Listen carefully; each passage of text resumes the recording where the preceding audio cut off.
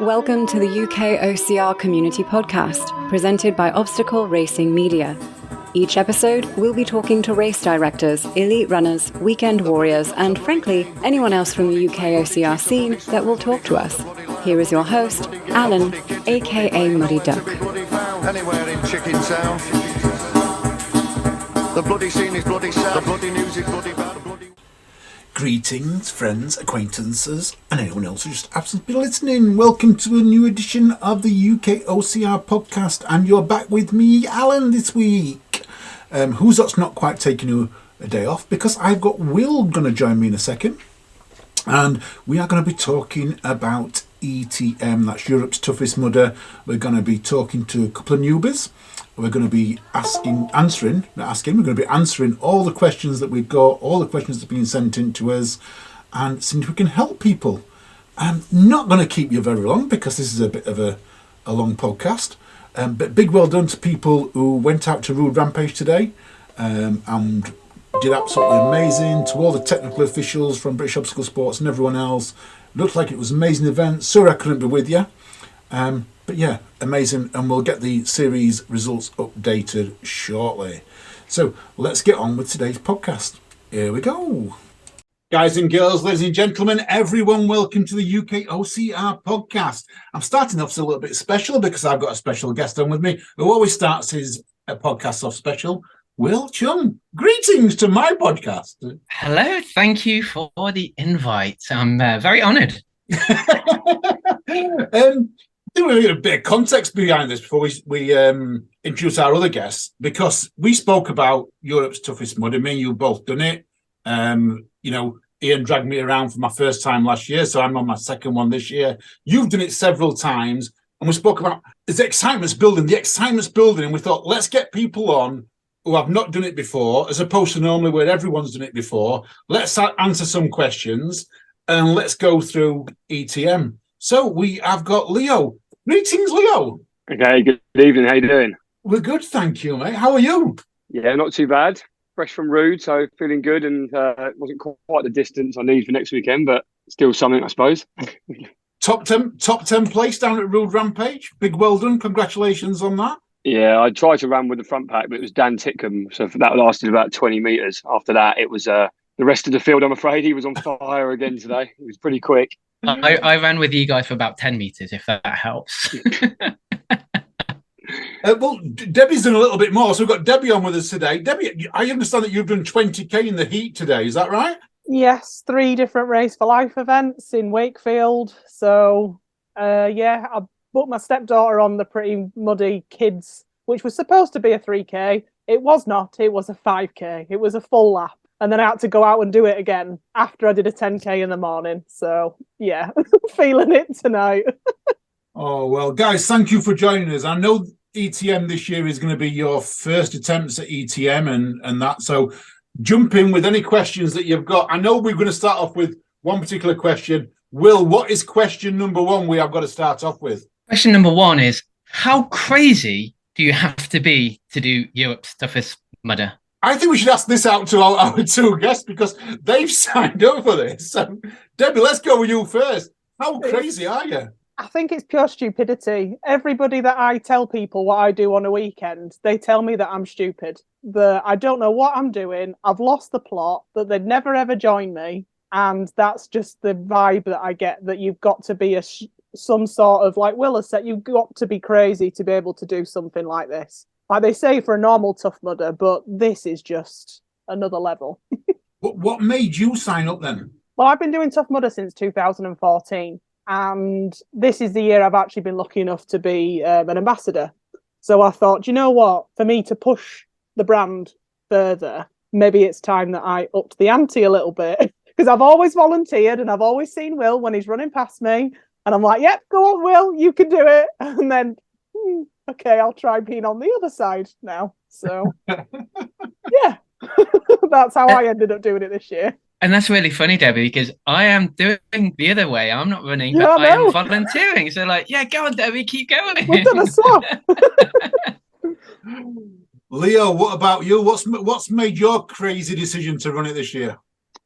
Don't know. People would say they do it to find out their why, but I don't really have a reason, which is worse, I guess. I just I saw some really good Instagram and Tough Mudder videos they put out of like some great music. It was about 10 seconds long, and I thought, yeah, that looks buzzing. So I was like, yeah, that sounds like I've actually got an ultra at the end of July, and I thought, no, this will feed in perfectly.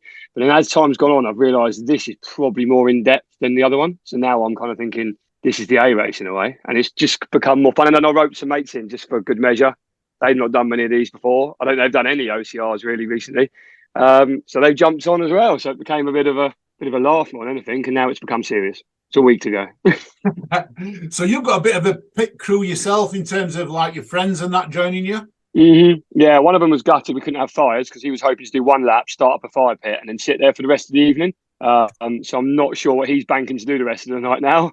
Yeah, we're sort of a mixer bag, really. We all do a bit of different stuff, some CrossFit, some OCR, some nothing. And yeah, just be good vibe, seeing each other on each lap, pushing each other and trying to egg each other on, I guess. Awesome. Wil, you've done several. What made you do your first one? I think I'm just that Tough Mudder honk when it's like, here's some more swag.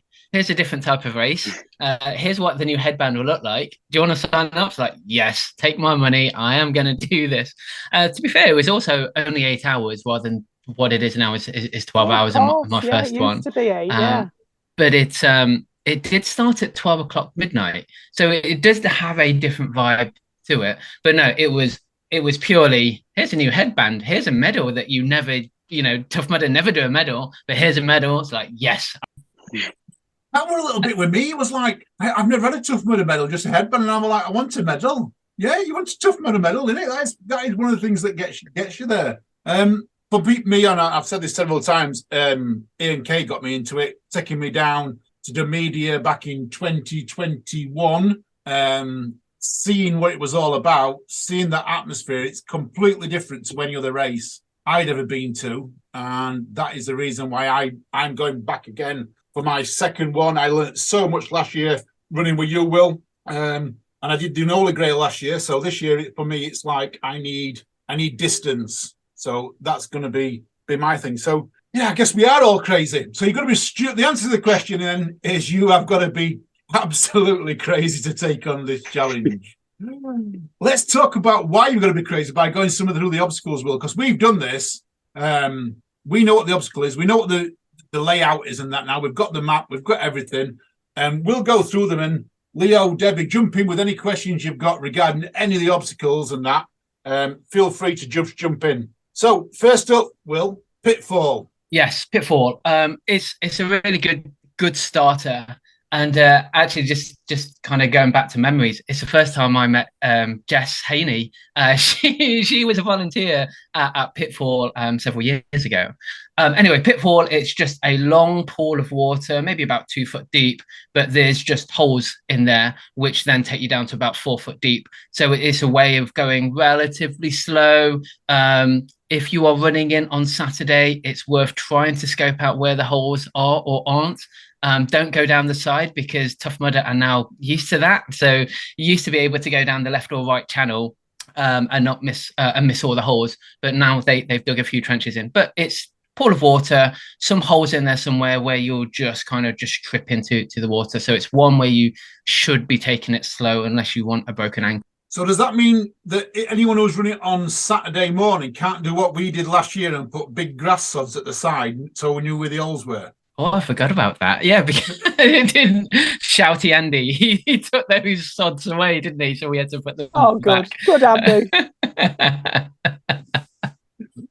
That was the easiest obstacle for us last year when we had the grass sods out the side, and you know I forgot about doing that. Oh, I was going to miss that this year. I always like Pitfall. You like Pitfall, Debbie? Yeah, I just think it can bring out a couple of giggles, particularly for a normal Tough Mudder anyway, when people try and run across it. As Wil said, you could break your ankle, but it is funny to watch when people rush. But my technique is just a bit more shuffle along, then move down, then go back up and carry on. Do you go in a straight line then, or do you go backwards and sideways? Or straight line. And then whenever there's a hole, just drop down. Just drop down, stand up, Just look for the next one. Boom. Yep, they just carry on. Yep. Leo, this is going to be new for you. Have you ever done a Tough Mudder at all, Leo? Just any Tough Mudder whatsoever? Back in 2012, I did one, but it was one. I think they weren't that old in the UK back then, I guess, and it was all the words have completely changed. I think the only one I recognise is Everest and Arctic Enema. I don't know if the rest of them obstacles mean a lot to me. Electroshock therapy. That I'm dreading. That I actually nearly didn't click the sign button because I thought that electric shocks. Well, once we get back to that, we'll talk about the penalty that happened a couple of years ago. I know what you're talking about. No, I don't want to know. I don't think. The good thing I've seen, Will, is that that's the first obstacle. Now, normally when we go to Midlands, we get Kiss of Mud just off that path going up the hill, which is always rocky, always really bad on the knees.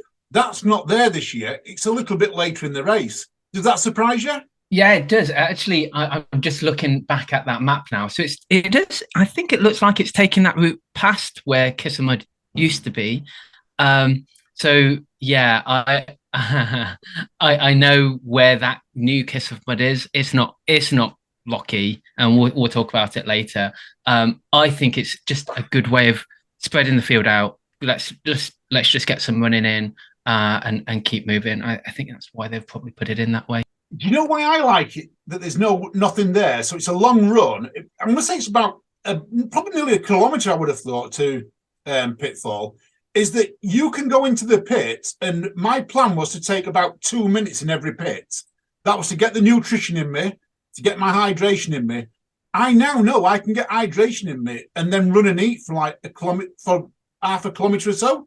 So that's less time in the pit for me. Yeah, and it's really important, and I'm sure we'll talk about nutrition later on, but I always walked the first half a kilometre and just took food with me and, either put it back in my wetsuit or whatever, or put it in the bin. There was always a bin quite close.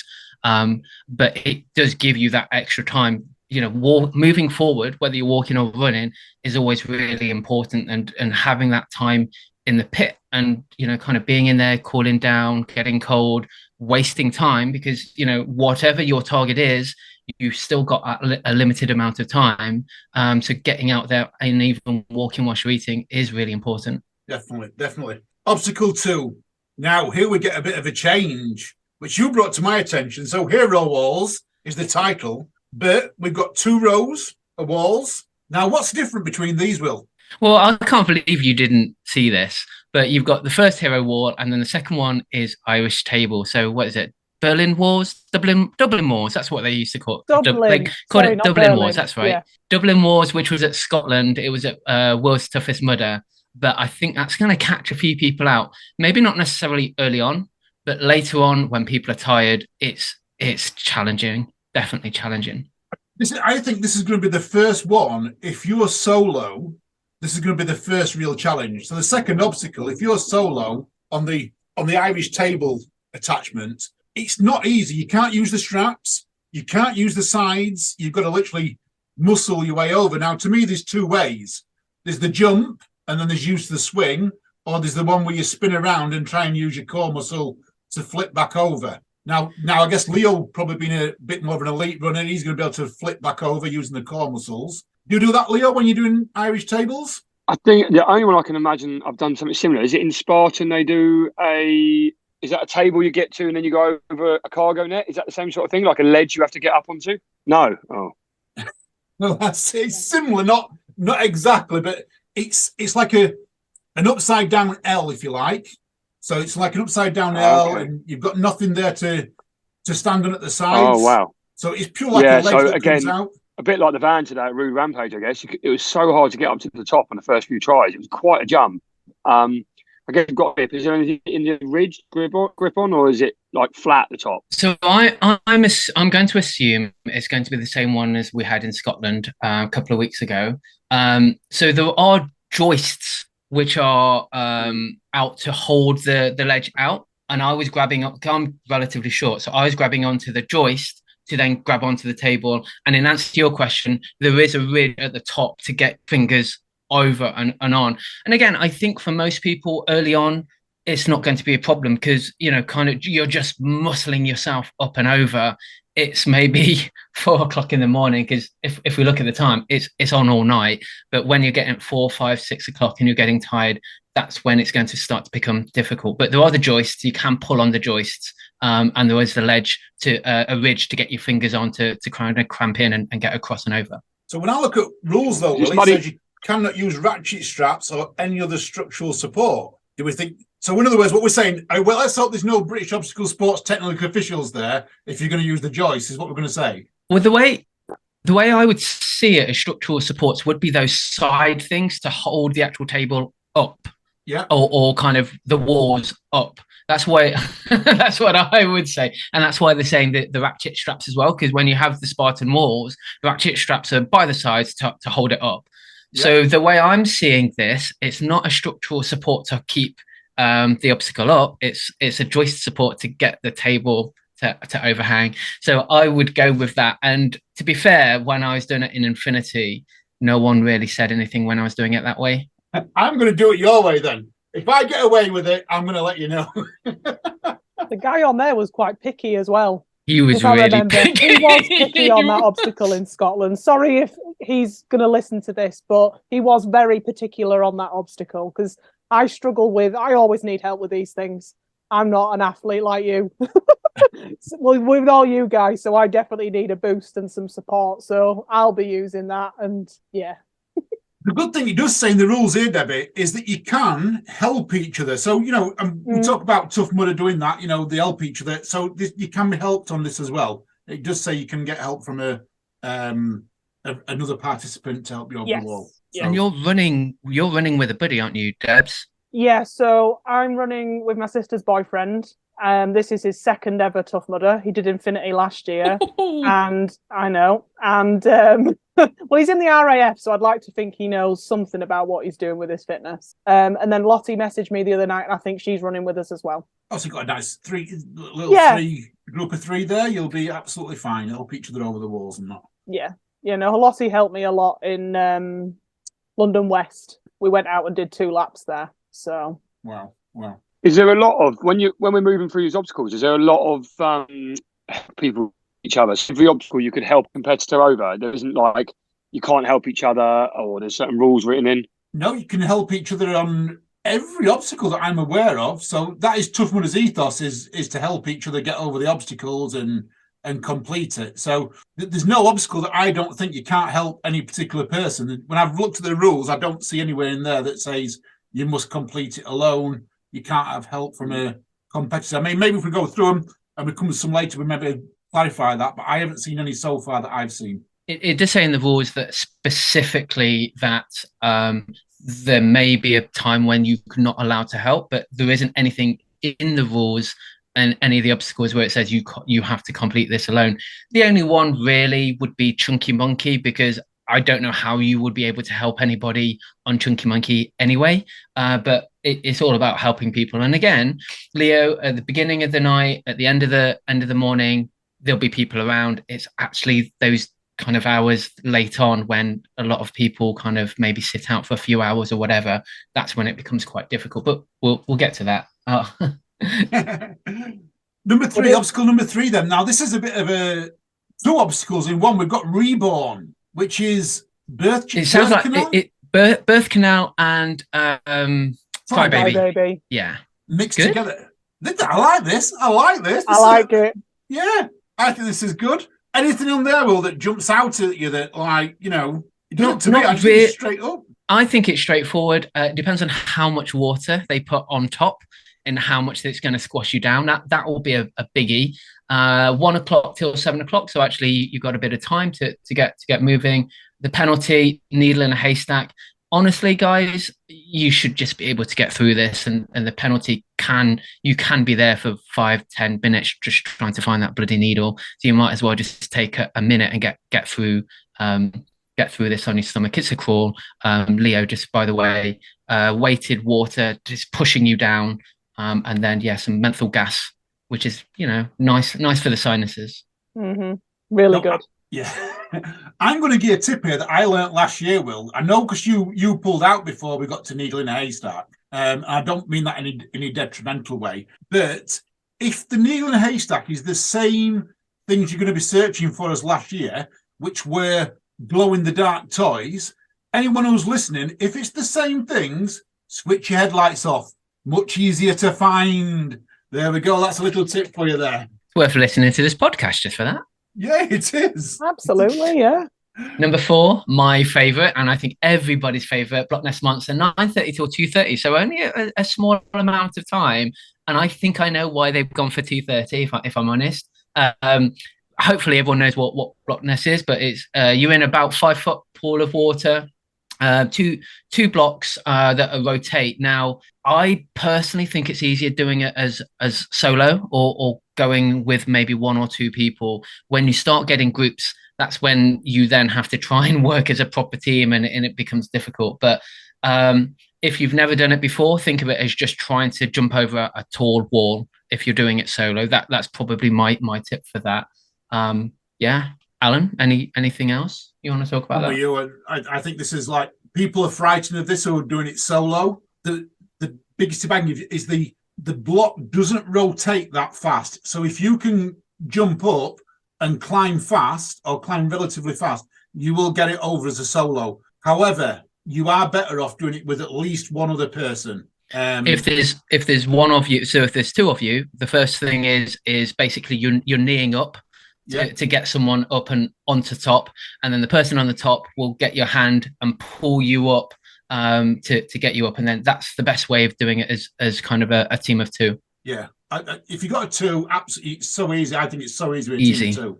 Yeah, a team of 1, you can do it, but you're right, Will. I've got to agree. You get 5 or 6 people in there or more, and people try and jump the queue. They don't take turns, and next thing you know, you're stuck in the middle on your own, and everyone's left you. Scotland again, because that was the last Tough Mudder. The blocks were really difficult to rotate. So actually doing it solo, doing 1 or 2 people would be really easy. The blocks aren't really going to move because you haven't got enough weight to move the block on your own, really. Yeah. So it shouldn't be rolling back on you. Now, number 5. Yeah. Hold on. Leo has not done Block Nest. If he's done it in 2012, he's not done Block Nest. So any particular questions you got there, Leo? The only thing I've seen of it is people obviously on some videos online, and World's Toughest last year, I think I saw them sort of like people trying to get over and then getting to one side, trying to help someone else over and sliding off into the water. So I actually thought it looked quite hard. As with any of these obstacles, I was thinking learn on the job and see what happens when I get there. But I'm not. I didn't think that was one of the ones I was really worried about. I thought Everest, things like that would be more of a problem to me as it got muddier. I don't know how muddy this course is. Is it a muddy grounds up here, is it? No, not at all. No. Not at all. Block Nest is fine. I think for someone like yourself, Leo, you're also quite tall, which definitely helps with Block Nest. You won't really have any issues. When it does become an issue is really late at night and people are getting tired and they're running on their own. And not many people have actually encountered Block Nest solo and tired. So it actually becomes really, really difficult late on, which is why I kind of figured they've stopped it at 2:30 because most people were then have probably gone into the pits and there's only like the hardcore mudders that are carrying on. So that's probably why they've stopped it at 2:30. It's my guess. And if you do, is it one block in or 2 blocks you have to go over? Is it 1 that turns or 2? 2. If it's quite early in the course though. So what I would suggest doing, if you find yourself on your own, either slow down or speed up so you can maybe catch someone or let someone catch you. It is much easier with 2, and there's always people on the course. It's at the most you'll be waiting for 60 seconds usually for someone to be there, unless it's after 2:30. But this closes at 2:30, and that's why I think it is, because I know last year it was open late in the day. I think it opened until midnight last year. And you found that there wasn't that many people out on the course. People had decided they wanted to go to bed for an hour or 2. So, yeah, I think that's why they've opened it early, like Will said. So if you do find yourself there and just wait 30 seconds, 60 seconds, or run and catch someone up a little bit faster so you do get in with someone else. Number 5, Will, I don't get this, because trench warfare, a crawl through excavator tunnels covered with ply and material to make them dark. I've got a bloody head torch on. How dark can it be if I've got a bloody head torch on? Seriously. Yeah, it's for this one. It's a bit of a nothing one. However, was Surface Mudder, there were snakes in there. Yes, I know there was, but we don't have snakes in the UK. We don't have that's them a firm in no the UK. from me. If there's snakes in there, I will not do it. Maybe there's a slow worm or something. I don't know. Grass snake might be in there. I don't know. But no, I think we should just move straight on to Chunky Monkey. It's a crawl through a tunnel. Yes. Now this is the big one for me. Chunky Monkey. Bit of a new thing to the UK. You had it a little bit at the Worlds, or some of it at the Worlds, if I'm right. It was at Worlds, but from what they've said, so an angled monkey bar climb, which we all know that happens with a rotating section over a 5 foot deep water pit to a hanging trapeze, followed by vertically mounted rotating wheels, which is the bit that everyone knows, into a 4 foot hanging pipe, which everyone knows. So it's that bit in the middle, rotating section and hanging trapeze, which is different. And that, to be fair, is different to what Chunky Monkey at Worlds was. So that's a bit of an unknown. It's open from 10 p.m. to 2:30 a.m. So it's open early. Yeah. Mm-hmm. So we know it's open fairly early. Is this going to be like we know Funky Monkey last year? It opened late, caused a lot of problems for people. So people did it first and second time quite early in the night. But then as the third and the fourth laps came in, people started to fail it. And last year we had the dominoes, which was the worst ever penalty we could ever do. That was awful. Yeah. Have they put it early to try and get more completion, do you think? I think so, definitely. And we'll talk about the course itself. There's only certain places where Funky Monkey is going to be. So is this one or towards the end anyway. And I think this is its traditional place. So I think you're right. It's about trying to get that completion rate. It's a penalty if not completed. So actually, even if you must attempt it, you must go in the water. You can't just dip your toe. You've got to submerge and wade through the water pit, and then exit Sandman, which basically I think what's it say here? Spoon. You get a spoon. You've got a cup, and you've got to basically take some sand from one part of the course to another part of the course. It was about 10 meters. It was Surface Mudder, and just keep filling up your cup until it's kind of half full or whatever with your spoon. Now, what was really good at Worlds, sorry, I keep going back to Worlds, it was quite clunky, claggy sand. So you could really pile up the sand and kind of do it in one, possibly two trips, rather than maybe the 10 trips you might be thinking right now that you'd have to do. So hopefully you've got nice claggy sand, so it won't take you too long to fill up your cup. So, but ideally, if you come out of water, you're going to be wet through. So, what about a little sneaky thing here? You know, like shake your head over the top, rinse your hair. You know, make that sand claggy. So, if you're listening, anyone, get that sand claggy for later on. If you end up going in there, I know I will. I'll go in. This seems pretty technical, isn't it? Like, this is quite a technical obstacle. I was quite surprised to see this in here. This is probably the most technical obstacle you'll have. And as I mentioned earlier, it's probably the only one that you have to do solo just because of the way that it's set up. So yeah, it's upper body strength. If you're used to some form of monkey bars, you should be okay. But again, you know what? When you said it's that tiredness later. You said that why are people doing this? And then if you played back that little snippet of if you can't do this, what the penalty is, try explaining that to someone who doesn't do these events, and someone will just go, I'm just going to stay in bed. I'm not going to pick up sand and put it in an egg cup. Like, it's just brilliant, right? It's crazy. This is why I signed up. Now I'm understanding it. Full of the crazies. This is way more fun. Oh, without a doubt. This is going to be one that you are going to get a lot of people, especially when it gets to midnight. A lot of people are going to be doing the penalties. You know, a lot of people will make it first time. Not everyone. A lot of people who do OCRs will make it first time. A lot of people who do OCRs probably won't even make it. You know, I've got to admit, I do OCRs. I'll admit, I've never ever failed a rig. Yeah, every rig I've ever done. That doesn't mean I've done every rig that's out there, but every rig I've ever done, I've always done. This does worry me a little bit. It's that rotating section in the middle that I'm just not 100% sure about. If it's very similar to Funky Monkey, where it's just the rotating circle, that's absolutely fine going down to the warpaths, but going down the others. But the hanging trapeze, I don't know, Will. This is interesting, different. Isn't it? It's interesting. Yeah. And I'm the same. I can do Funky Monkey. I have no problem. But I always remember Europe Surface Mudder. I might do it the first time and the second time round, but you just get tired. And that's when the mistakes happen. Your arms getting tired. You're not concentrating as much. So it's actually later on when if you're starting at 8 o'clock, the fast people probably on the third or fourth lap, even by the time it closes, that's when fatigue's going to come in. You're going to be falling in that water. You got to be spooning some sand, definitely. Number 7, Page Crawl. Slight changes this year. Higher water levels. A couple of what we're going to call them pipes in between them, which we saw last year. But the higher water level is going to freak people out, do you think?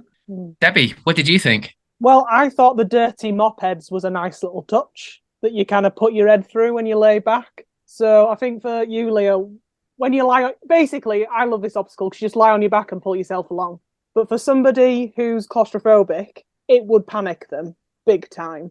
Because historically, they've done things where they've done level up lanes, where you can go where a glass is right next to your nose. So you haven't got really much space for breathing. So for this, they did keep filling up the obstacle at Scotland to make sure that the water level was higher. So I think it is interesting that they are levelling up the obstacle to make it tougher. So I think depending on what you like with confined space, that's where it could catch people. And I mean, the black part of this out, or they did last year, and it just say on here as well, they're going to be blacked out with plastic. For me, last year, that bit was a little bit scarier. So even though we talked about earlier on going in trench warfare with a head torch on, because your head torch is literally touching the top of the fence panels, you can't see anything. And you're just going by feel and hoping that your mouth's above the water until you actually swallow some. So this is a big fear factor element, isn't it? This is a fear obstacle. I think you probably, because again, Scotland, they topped the water up, so your face was as close to that chain link fence as possible. Honestly, maybe 4 inches of water, of gap between the water and the chain link fence. So you're probably going to be taking your head torch off. It's going to interfere with that. That couple of inches is going to make all the difference, I reckon. So what about the technique that I did at Midlands last year when I ran Saturday morning with Leonski, and it was literally I popped my head under, held my breath, and pulled as fast as I could. Yeah. Are we talking that could be the technique here? I think so. Honestly, the first lap of Infinity, there was probably a foot gap, and then they topped it up, and I was like, shit. And second lap, shit, what have you done? And it was so close. So you're better off if you can. Yeah, close your mouth, close your eyes, go for it. Go for it. How long do we think it's going to be? 6 meters? 7 meters? Is it normally 8 meters? Isn't it four lots of that chain link fence? Something like that. Meters then, I think so. 8 meters. Be interesting if they do what they did at Scotland. So rather than dig it into the ground, they built it off the ground. So normally they'll dig out the floor, won't they? But with Scotland, they had hay bales with like a plastic lining, so you had to climb up quite a considerable height to get in it. So it depends which way they do it as well, to be honest. Oh, that's interesting, because again, it finishes at 6:30. If you've got even that little bit of climb up the hay bales at 6:30 in the morning after 8, 9, 10 laps, you're fucked. Yeah. Next up, the only obstacle that's open for the full 12 hours, I believe, Crewe Crusade. Nice little obstacle this to get people wet every lap. Is this for you? First of all, I'm going to ask Debbie. Debbie, are you going out in a wetsuit? Yes, because I've listened to Will and he's given me lots of advice and I've tested a wetsuit. Right. Leo, are you going out in a wetsuit? I'm still undecided. I bugged James Burton for some advice because I heard he'd done it before. And he said he took one, but he sprinted the first couple of laps when he did it. But then he did put a shorty on one year. But I think it was a surfing wetsuit. And I've got a few surfing wetsuits. I've tried a swim run suit, which I couldn't even get in. So I sent that back. And now I've got like a half neoprene top with like a hood. And honestly, I put it on the other night and I thought, I don't know if I could do anything in this. I was like really restrictive, So yeah. I kind of, at first I was thinking wear a wetsuit. Then I'm thinking, no, see, you can go, but I hate getting cold too. So I just don't know. I don't know. This is probably my main question, wetsuit or no wetsuit. So we're going to answer that. That's always the question that every year, wetsuit or no wetsuit, shorty or not, top, bottoms, what do you go for? Alan, what are you doing this year? Well, I've looked at the long-term forecast, Will, and we are in for a warm evening. So when I say warm, it says 14, 15 degrees. I am going out on lap 1 with just shorts. So in terms of, I mean neoprene shorts. So I'm going out in neoprene shorts. I have got my wetsuit. I am taking my wetsuit. And I think I'm going to try and go as long as I can in just neoprene shorts. Do I feel cold? I tend to feel cold in my hands, but my body tends to stay warm. As you know, I'm not a little boy.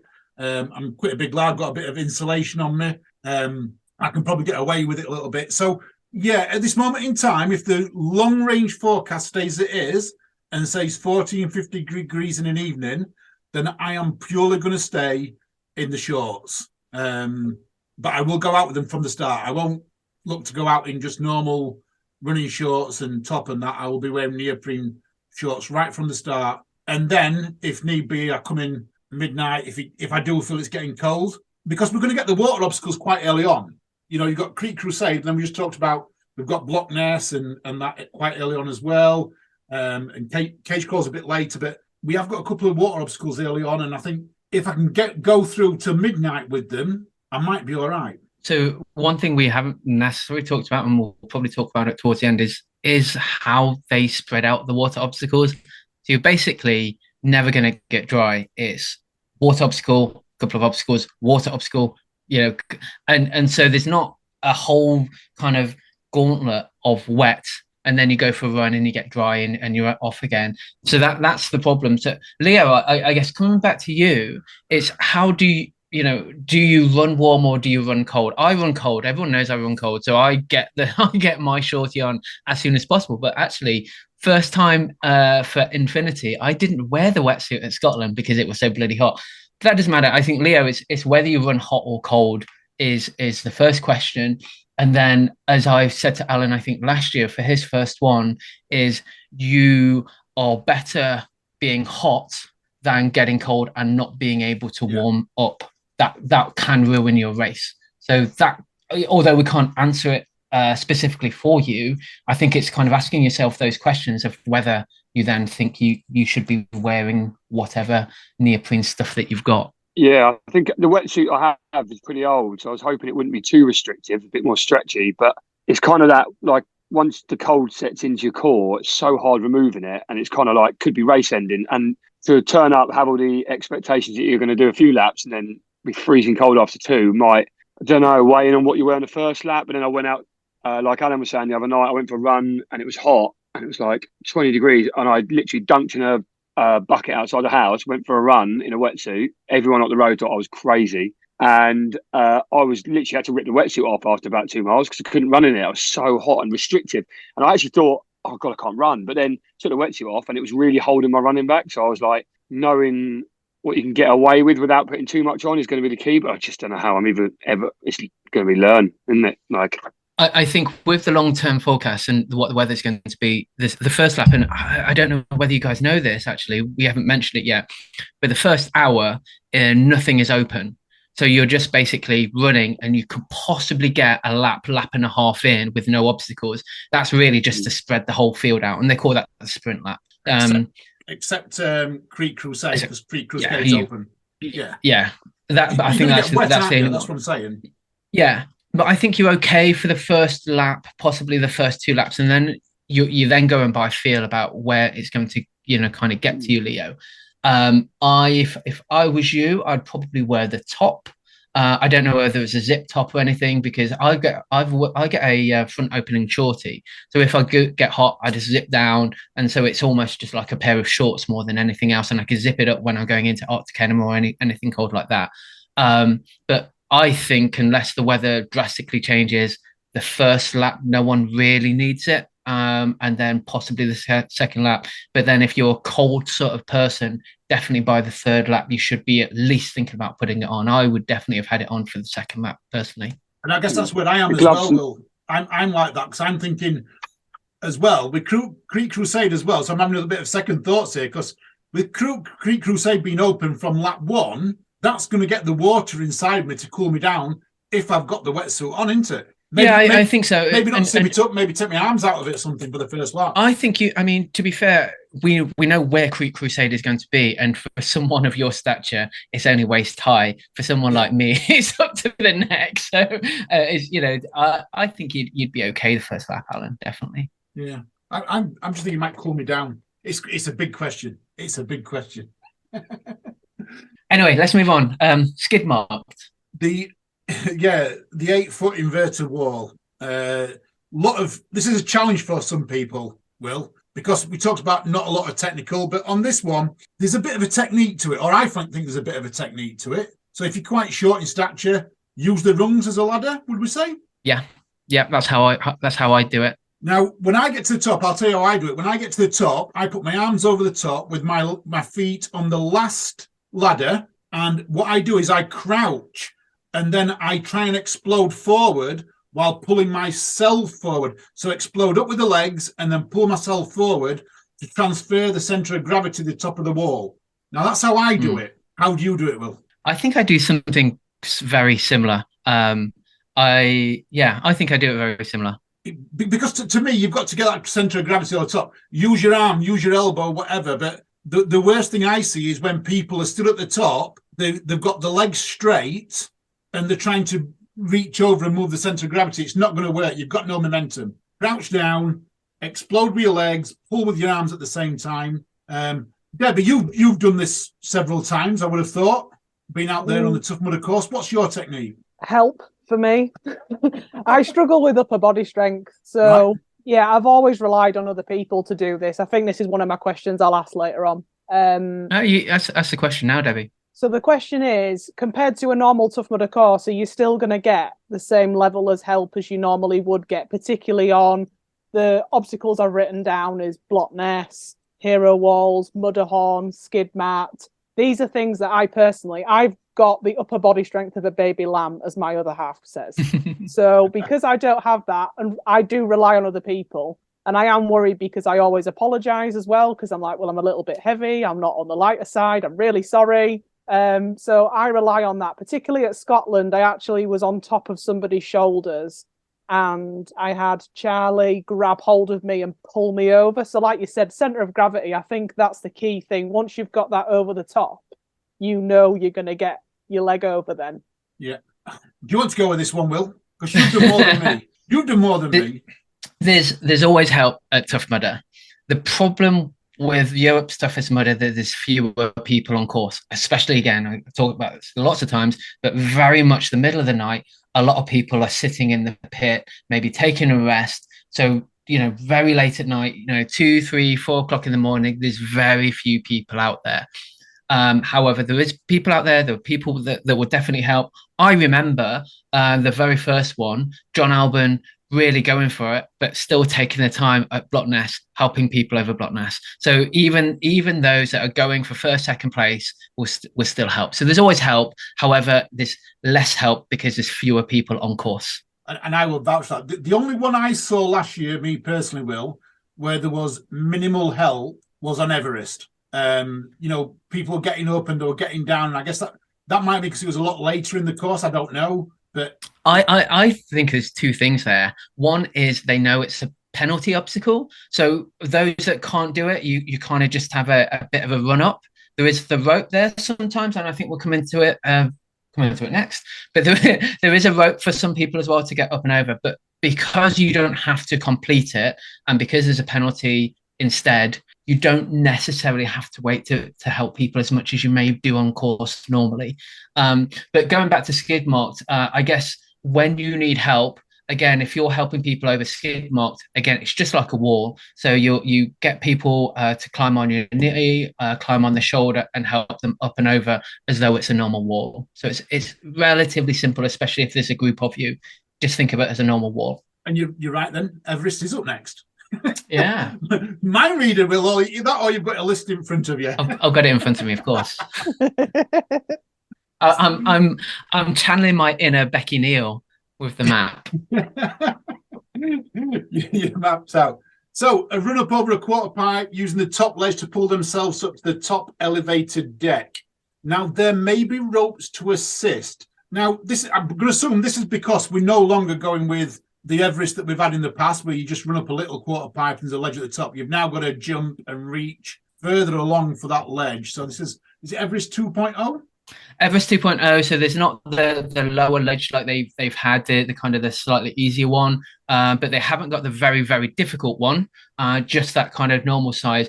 And it does feel like the ledge is a little bit further back. It took me a few attempts at Scotland to get it. Normally I can do it first time. So I think they've pushed it back a little bit. Just say here, and you stopped reading, throughout the event, TM HQ may reverse the obstacle. This method forces participants to climb up the exit, sit on the top ledge, and slide down. Yes, nice. I left that out on purpose. Oh, sorry. That sounds good to me. So this tells us that potentially they are going to reverse it. Yeah. I think they're going to reverse that. I think 100% reverse this at some point. Definitely. Interesting to me, though, Will, it's only open for 4 hours, 11 p.m. to 3 a.m. That's interesting. It's not open. We normally see some for much longer. I mean, last year I remember playing croquet with Glenn at 2:00 in the morning because the penalty was croquet and we wanted to play croquet. We could have done the obstacle. I actually think we did it with Phil. Sorry, I think I actually did the obstacle, but we didn't went and play croquet at the same time. So yeah, penalty this year, dizzy bat. I like this penalty. Did you do this last year? Because I think it was on King of the Swingers last year, or not King of the Swingers. What's the other one? Well Swung. Well swung. I've not done dizzy bat before, no, but I don't think I would have done well swung. So maybe it came later on when I set it out.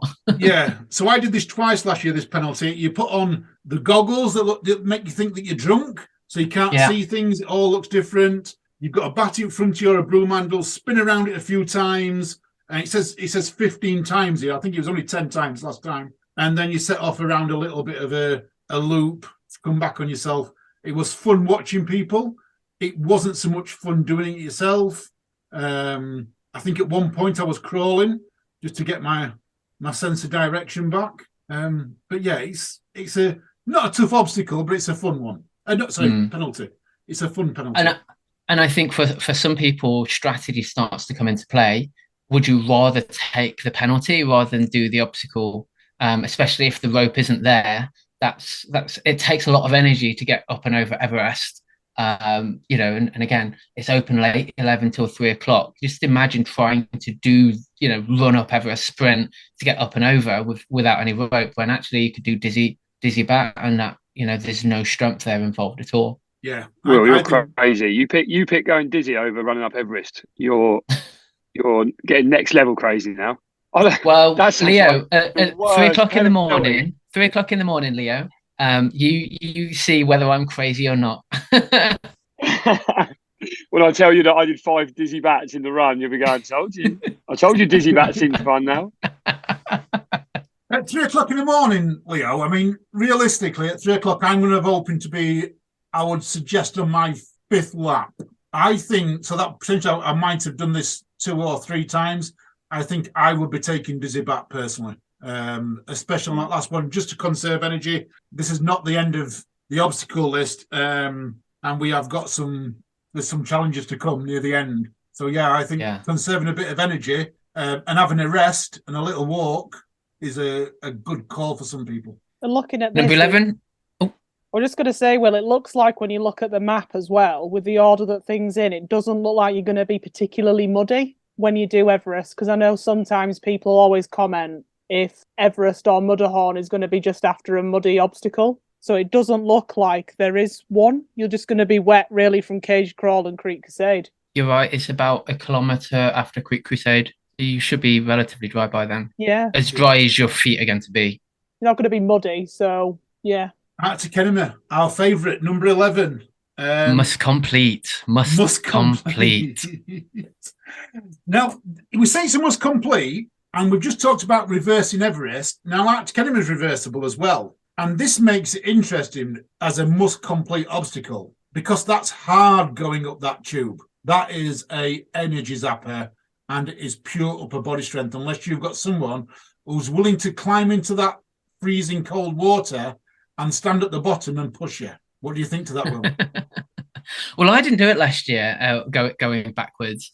And just going back to the chat you had with Giles in several podcasts ago about how Arctic Enema came into being, and the tubes were there purely to get people in and through, where actually if you're tiptoeing in because they didn't have the tubes first time, it just takes time for people to get through. So never mind that, you've got to kind of try and acclimatize yourself, tiptoeing through, getting under the tire and then getting up the tubes. Never mind, the rest of it. Where at least if you're going down, you're in the water, you've got no choice and you're straight in.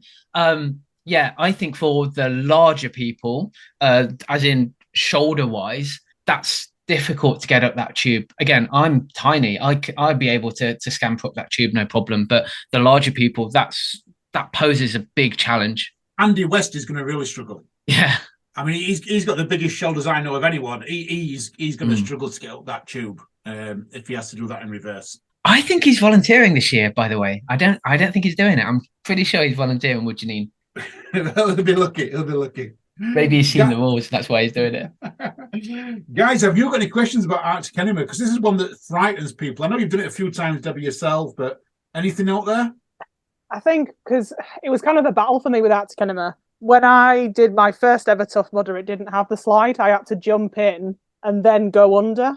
But I had to get pulled out of it my first ever Tough Mudder because I panicked. So I wasn't worried about Arctic Enema. I was worried about getting electrocuted. And then when I came back for the second one, I had a team of 13 people that had to get me underneath. And then a couple of Tough Mudders, mentally, I had nightmares about it. And then when I got to my 10th Tough Mudder, I thought, right, I really need to man up and do this. And that's where going in now, I actually enjoy doing it, particularly on Infinity when I'm doing it lap after lap. Going in reverse, I suppose, worries me because, like we said, I've got no upper body strength. Yeah. So that's what I'm concerned about. I'm excited to do the obstacle in its normal entirety in the dark, but in reverse, I'm not sure because I heard about this from last year because I was doing the Great North Run, so I missed ETM last year. So when I heard about it, I went, okay. I think if there's three of you running together, Debbie, what you basically have is someone at the bottom to help push you up, maybe a bit like a wall. So they're kind of pulling you up with a saddle of their hands, and someone at the top to try and pull you with your hands up as well. Yeah. So again, I don't. If you're with people, it's not so difficult. If you're on your own, there's probably that rope there, and it's just trying to scramble up as best as you can. Wet hands up a wet rope. Yeah, like a tipping point, sort of pulling yourself up. Just it's not going to move. Yeah. Oh, I haven't seen Tipping Point for a while. I know. It's disappeared, hasn't it, since London West? Leo, what are you with the ice? The ice itself, these ones don't bother me like sort of mentally. I just, again, it's the whole am I wearing a wetsuit at the right time type thing. I just don't want the cold to set in. That's the only thing that a race ends for me. That or I make an injury or just I'm so far front of the whole race that I can just sleep the rest of the night, which is never going to happen. That's the only other option. Definitely with this one, it's just going in is I'm not scared, and it's not going up the tunnels. I'm quite good with all that. It's if that cold sets in afterwards and I'm thinking, I should have put that wetsuit on. That's when I get tired maybe, and that's when I reckon I'll check out. Yeah, I think the one for me is, Will, that's a little bit, I was shocked is it's not open till 3 a.m. So a lot of people are not even going to do Arctic Enema because, as we know for a fact, that people at 1 o'clock to 3 o'clock decide that's the twilight zone and that's when they call it a day. If you were in the pits, Will, so if you were in the pits and you knew Arctic Enema were open, would you go back out? No, I'd be staying in. I knew the answer, but I just had to get it on recording. Hang on, if they open Dizzy Bat, we will go straight back out because I don't want spinning around and get dizzy for 15 times. But Arctic Enema's a no-no. Now, the next one, number 12. So, after lap 3, I am going to state right here and right now, I will not be doing number 12 after lap 3. Lap 3, I will get my band, and every time I go round and I get to Devil's Beard, I will be passing my band to the marshal, volunteer, whoever's on that, and saying, thanks, but I'm running past it. So if you guys haven't quite read the rules or you don't know what the band is, after your first lap, you are then given a band to use, and you can bypass any obstacle by handing that band in. You can use, you can keep the band, so you could have them all for a final kind of victory lap where you don't have to do any obstacles, or you can just use them one at a time. It's entirely up to you in terms of strategy. Now, I remember ETM at Midlands, and I was more than happy to give my band every bloody time to not do Devil's Beard, because they're going to make it a nightmare. It's been horrible at ETM. Every time at ETM, it's been awful. I know that place. You are more than likely going uphill as well. They will tie it down as much as possible. They'll put weights down there. It will be longer than a normal Devil's Beard. If anywhere, this is probably where you should use your band. I would go exactly with Alan. Give your band in and smile and keep walking. It just says a mesh. Yeah. Just a mesh though over the ground. How hard can a mesh over the ground? It's so on the just seems so innocent. It can't be really. You can tell you don't do a tough mud. Oh, oh poor Leo. My naivety is showing through now. That just looks to me like I'd be like, Devil's Beard, fine, under net, keep going. So to give you an example, Leo, at last year's ETM, it was on a hill, and this hill it was on last year is not as steep as this one it's going to be on this year, because I know what this is going to be. It was about 15 to 20 degrees hill at Northwest. Okay, wow, yeah. If you did it and you did it at pace, you would be lucky if it took you under 6 minutes to get through it. So when you got to the start of it, you had an option. You could either do it or you could pick up an egg timer, and you could then just wait until the egg timer ran out. The longest egg timer was 6 minutes. When the word got out that the longest egg timer was 6 minutes, I never saw a single person go up Devil's Beard. Because it just eats your time. If you're going for distance, it eats your time. And it's tiring. They tie it down as tight as possible. And then they put kind of sandbags around. So it's horrible. You will do it the first lap and you'll go, yeah, I know exactly what they're saying. They may have gone back to it being a normal Devil's Beard, and hopefully that'll be it, but I very much doubt it, especially for ETM. It's going to be horrible. I wonder if they do similar to what they did, because they had it in the same place for Spartan, London West and Tough Mudder, and if I remember, it got quite slippy because of the rain, and I don't think they put weights on it because it was difficult if it was muddy. So I wonder if they do a Kiss of Mud vibe that we had at Scotland that was wet, and they were making it wet with the uphill and the weights. That's what I'm thinking about what they might do to Devil's Beard. Then you can have two bands. I'll give you two bands on that one then. Yeah. That's what I'm thinking that they might do in my head, going from worst case scenario of what I've seen this year with them putting Tough back in Tough Mudder. This is what I think they may do. I would suggest to listeners who may have not done this, and especially to you, Leo, go check out my YouTube video from Tough Mudder Northwest last year. That will show you that was half of what ETM Devil's Beard was. Scroll through, go find it, and you'll see how difficult it was.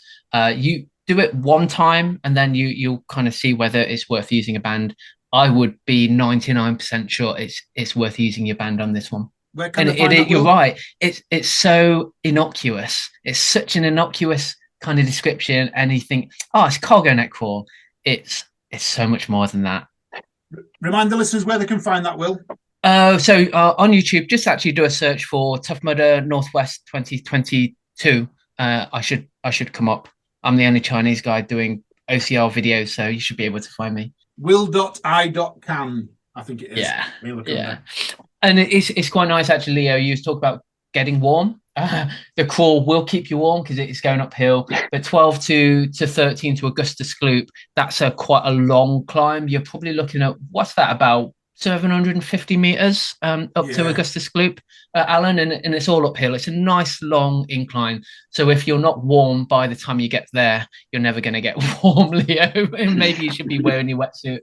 Yeah, I tend to walk run it. I've got to admit, when I've done this, I walk run. I tend to do 100 meters at a time, walk run it to get to the top. Just conserve a little bit of energy rather than just blast yourself out. Augusta's Gloop, for me, it's not the easiest obstacle for me. And I've noticed a little bit of a change in it this year, Will.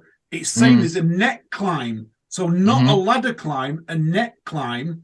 That's going to make it a little bit tougher. Definitely. This opens up at 4 o'clock in the morning, and through to the end. The net climb does make it more difficult. I mean, it's one of those things. I think they had net climb early on when Augustus Gloop first came out, rather than the ladder. I've definitely done it at 2018 was Toughest Mudder, where you had a choice of net, ladder, or mountain climber hold. So there's lots of different ways of getting up. The thing about this one, it's not difficult. But it's water landing on your head. So it's actually choosing which tube to go up is probably the most important, because again, water on your head and it's gushing down, it's taking away the heat from your body. So that's the most important thing to think about. But choose your tube carefully, and either get close to the net or away from the net, away from the wall, to try and negate as much of that shower down as possible. Definitely. One thing I do like about this, Will, is a bit of a health and safety change, which is normally we come down on the struts, the metal struts, and it's saying we're going to come down now from it on a cargo net, on an angled net. I like that. I've got to admit, I'm a big fan of that, because, you know, slippy feet on steel, not always good. Great call from Tough Mudder there. I think so. Again, because it's 4 o'clock to 8 o'clock, it's the last thing that you'll be doing. You know, the last few laps that you'll be doing. And you'll be tired. You're just not thinking anymore. So actually having the net rather than slippy tubes, good call. Yeah, me too. Kiss of Mud. Now we've talked about where will this be put. This is not its normal place. I've never seen it here.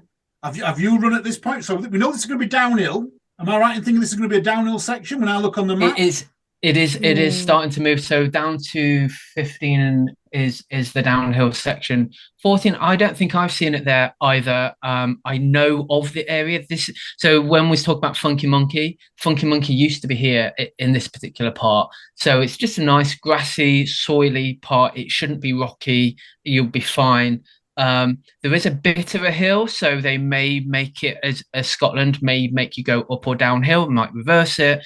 The only other thing, I guess, just to think about is, especially at Scotland again, they had that barbed wire really low.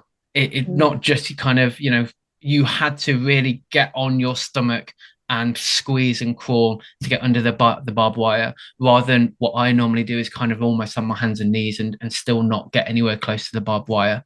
So I think they'll make it really low, but I don't think it's going to be gritty or rocky. I think it should be quite nice Kiss of Mud. Does it have the barbs on it, or is it just wire only, this one? It's always been barbed wire. Maybe they'll change it, but definitely at Scotland, it was barbed wire.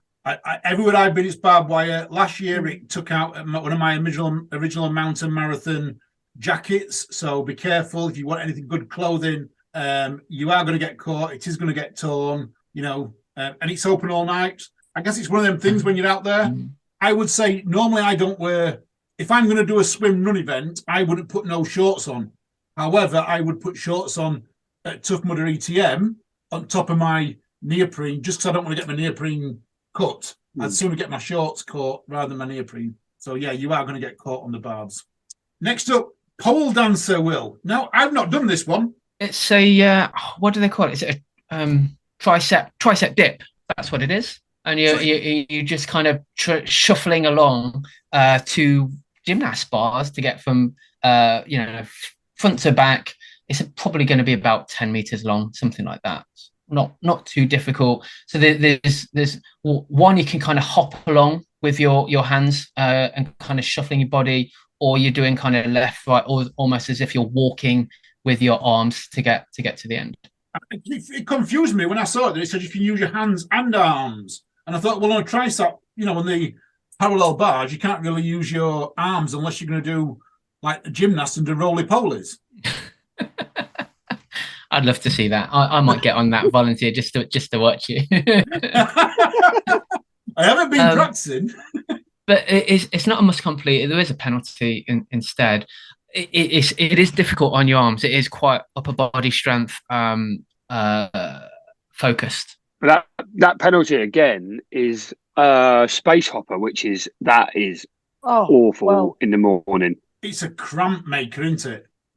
I can't think of any long event I've ever done, and you jump on a space hopper, and I just get cramp every time I do it. I think even I've run a 1K race, if I jumped on when I get cramp. they have tightened the rules up on this, because we had this as a penalty at Ward's Toughest Mudder, and the marshal read the rules, and she found a loophole for everybody to get around it.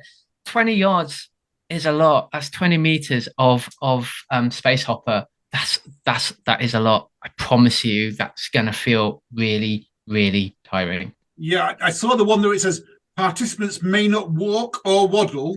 They may only make forward motion by bouncing. That's the bit that they tightened up afterwards. Toughest Mudder. Horrendous. And the penalties open from 1 a.m. till the end. Yeah, it's a long time. It is. Yeah. Number 16, Mud Mile, our favourite, in its usual position. Everyone knows this, in and out of the ditches. Now, last year, down in the Midlands, so the ditches weren't that wide apart. You could actually jump them. However, when we did ETM last year, you couldn't jump them. Do we think they'll make them bigger or narrow? What's your thoughts on this one, Will? I think they'll be back to narrow. I remember Sean Merriweather skipping past me at Midlands, and he was just, skipping from trench to trench.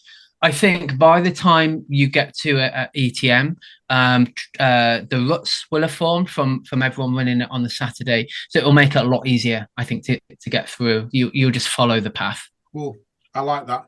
Now, the one I am waiting for and dying for, and this is the one that's going to keep me going until 4 a.m. If I end up being in that pit, I am going back out between 4 and 7, sliding dirty. Yes. I don't know really what else to say to this. 8-meter free fall slide. It is amazing. I did a London South last year. I know they will probably have improved it by then. It's awesome. It's just absolutely awesome. But I think, again, it's for those that maybe are just scared of heights, because that's tall. It's really high.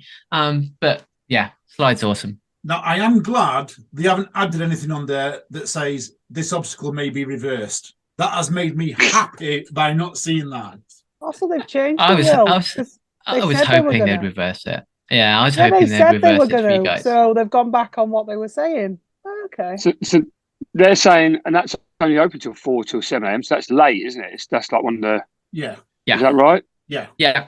And again, I know why they've done this. They want to kind of keep people out and doing it, because if you're in the pit and then you think, oh, sliding dirt is open, I really want to do a slide, they might just entice a few more people out the pit and go out and finish, kind of early on. I think it's a great move by Tough Mudder doing it later on. It's nice. It's, you know what, victory lap. If you've been in the pit and you're ready just to do one more lap, and you're almost finishing on sliding dirty, there's no better way to finish your lap by then, is there? Sunrise at 4:32 as well. What you get there at 4:32, 8 meters high, watching that sunrise come over the hill, and you go down that. Oh, pictures! That's a picture of a lifetime. That one, isn't it? I'm going to try and aim for 4:32. I might now volunteer for the whole night. I'm only doing half a night, but I might volunteer the whole night to see if I can get on sliding dirty as a marshal. You're right. That'd be a great photo to have. Be amazing, amazing. I mean, we're in the bit of the finishing line now. We've got hanging tough, an above ground swinging trapeze with variable hanging grips. Not something I've done either on this one. Is this an old school obstacle that's come back? It has come back this season. So if I remember what happened at Scotland and Finsbury Park, it's rings onto a trapeze bar, onto a second trapeze bar, as in you're traversing around. The only thing really to worry about is some of the lanes will have a longer distance between the first ring and the traverse bar. So if you're short like me and you don't have much of a wingspan, you've got to pick the right lane. But otherwise, if you're okay with technical grips, it shouldn't be an issue for the elite contenders, at least. This one's open all night as well, from 9:30 right up until the end. So from your second lap onwards, you're going to be doing this. Yeah. But it was at Scotland. It was at Finsbury Park. It's a nice hanging obstacle, but it's not a must complete. There is a penalty if you can't do it. Jesus Christ, 20 jumping jacks. Once complete, participants must get one chance to land a ring on a hook. If unsuccessful, they go again. So you could it says here you could do up to 100 jumping jacks if you are very unlucky before continuing on. That's quite an energy sapper so late on. That'll be me. I don't think you will be the only one. I reckon a lot of people can be doing that towards the end, because that's another grit one. A few laps in, people can be struggling on that, right? When they've got cold hands, wet. Yeah, grip. because you're right. Because before that, you've got mud mile. Your hands are probably going to get wet. Sliding dirty, you are sliding in water. Your hands are wet by then. So it's finding somewhere to dry your hands. One tip that I would give everybody, and who's listening to the podcast, of course, there's lots of sign markers out there with little arrows, and they're all held up by round fence poles. They are the best place to absorb your wet hands, are those fence poles. Thanks, Will. They're everywhere. You've given our tip to everyone. I saved that for me and me alone, and you Sorry, know about Alan. it, and now everyone's going to do it. I'm going to get there. Now there's going to be loads it's of going to be people wet through queuing the up. pole, isn't it? Yeah, those arrow markers, you guys haven't been there, but you know what I mean when you see the arrow markers round. They're really nice and smooth as well, so you're not going to get any splinters as you're drying your hands. Sorry, Alan. No, it's fine. Well, I don't mind you Top sharing tip. that. But it is a good tip. If you're coming to something we need hand grip and that, wipe your hands on them posts. I did steal it from Will, so I'm going to say it is his idea. I did steal it from him, and it does work. One of my favourites coming up, the penultimate obstacle, Mudderhorn. 10:30 to the end. Climb up a 10-foot wall, entrance wall to a large ascending cargo net. Climb the cargo net up to the top of the structure, reverse direction, and climb down. Relatively easy. It's difficult again late on because there's no bar there. So to try and get up to that cargo net, for me, I've got to run and jump. For taller people, you should be able to muscle up. If you need help, again, it's just like a wall. So get someone to get the knee out, then climb on the knee, climb on the shoulder, and up onto the cargo net. But it's tall and it's long. That's the problem. So again, some people are scared of heights, but so late on, just climbing that bloody net to the top is hard. For me, it's when you're at the top, it's that traversing over the top at night time. I had no problems going up because you couldn't see where the ground was, but when you're going over the top at night time and trying to, look over the other side to try and get a handhold, it's a little bit daunting. And I was saying to people, make sure you've got a good grip before you cock that leg over and move over. So the other tip that I would give to people is either go to the left channel, the right channel, or the center, because you've got an upstanding pole that you can grip onto as you're climbing and traversing over the top. So that's a good way of just being able to grab onto something else kind of at your height as you're going across. Personally, I go down front ways. So I'm kind of facing out. And so I'm kind of leaning back into the A-frame. And for me, that works really well. I know most people will climb down like a ladder, so they're facing into the cargo net, but sometimes facing out towards the sky is a better way of doing it. And another good sign to get the sunrise, I guess, and the sunset. Wow. You're always looking for the pictures, aren't you? Well, that's what it is. It's always about the gram. Come on. Is it forecast to be windy? Because I know Mudderhorn, Midlands, last year, it was very windy. So if it's like that through the night and you're at the top of it and you're cold and you're wet as well, you're going to know about it, aren't you? Yeah, the long-range forecast at this moment in time, Debbie, as we're recording this, is no. So It's quite a still day. I guess what Debbie just brought something up there, Will, and I've been thinking about it because as we're recording this, I've got a thunderstorm going off outside. We're at a point now where the thunderstorms are happening. So we could end up seeing maybe some of these obstacles even closed. Would you have thought so, Will? Yes. However, I'm just looking at the long range forecast as well. 22 degrees at 8 o'clock when you start. It gets as cold as 16 degrees at 3 o'clock, and then it starts to get warmer again. So, no, you're not going to get any thunderstorms. 8 miles an hour wind at that time. So it's a nice light breeze. You've got perfect conditions. This is when you're going to get your 100 miles, Alan. Oh my word! I haven't even thought about 100 miles. 80k is my target. 8 laps is what 50. I'm aiming for. 50. That 50 miles. Yeah, 50 miles is what I'm aiming for. That's the key. We'll talk about what other people are aiming for in a second. Final obstacle of the day: electroshock therapy. I've got a question about this, being sent in by Rob. So Rob's aiming to do 5 laps. Is it okay to get zapped 5 times in a night? I think he's scared. I'm going to answer that for him. No, not acceptable. Do not do it. Don't advise it. I think you're probably right.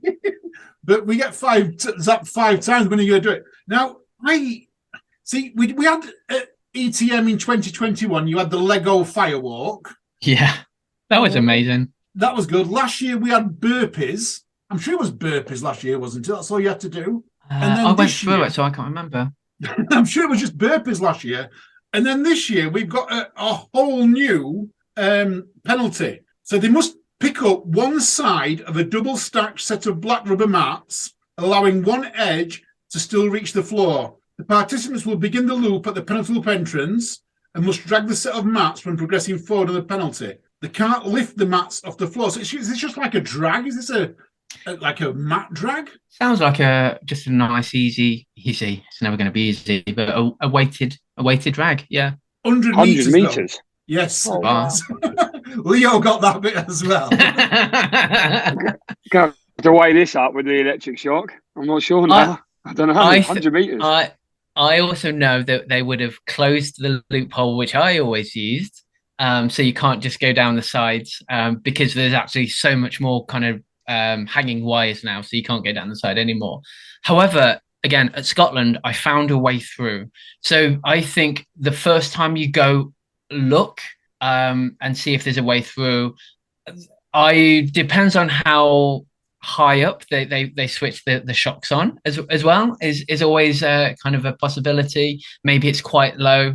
There's always a way through. Don't run through it. Don't rush it. Take your time. That's going to be better than the drag, is my thought. The other thought, Alan, is that it's the only electrical obstacle on course. Yes, I noticed this as well. And it was something that actually made me very, very happy. Because as you know, if we were doing electric eel, I am guaranteed to get shocked. With me having quite broad shoulders, I am guaranteed to get shocked. I've never been in there and never been shocked yet.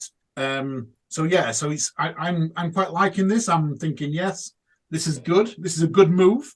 Only one electric shock. What about you, Devs? Are you electric averse, or are you okay with it? I won't say I'm okay. Who would be okay with it? Who? I'd like to meet these people who it's okay to do this. Well, Yeah. I had when they're playing beer pong in Scotland with it turned on. I saw this. I mean, Yeah, but the beer numbs the pain by then, doesn't it? We're not going to be beer numb. I've had cake in Everest in the Jaeger, in electric shock therapy in a Jaeger. I've done jumping jacks. Right, Will's not the normal one, obviously. Can you crawl it? Can you get? Or do the wires go all the way to the floor, like onto the floor? Could you crawl underneath the wires, Will? You could, but if it's the new electroshock therapy, there's water. It's like a small water pit that you're crawling through, and then there's hay bales. The worst thing about crawling, Leo, and it is a strategy, but if you get caught on your arse, it's worse because you don't know you're going to get electrocuted.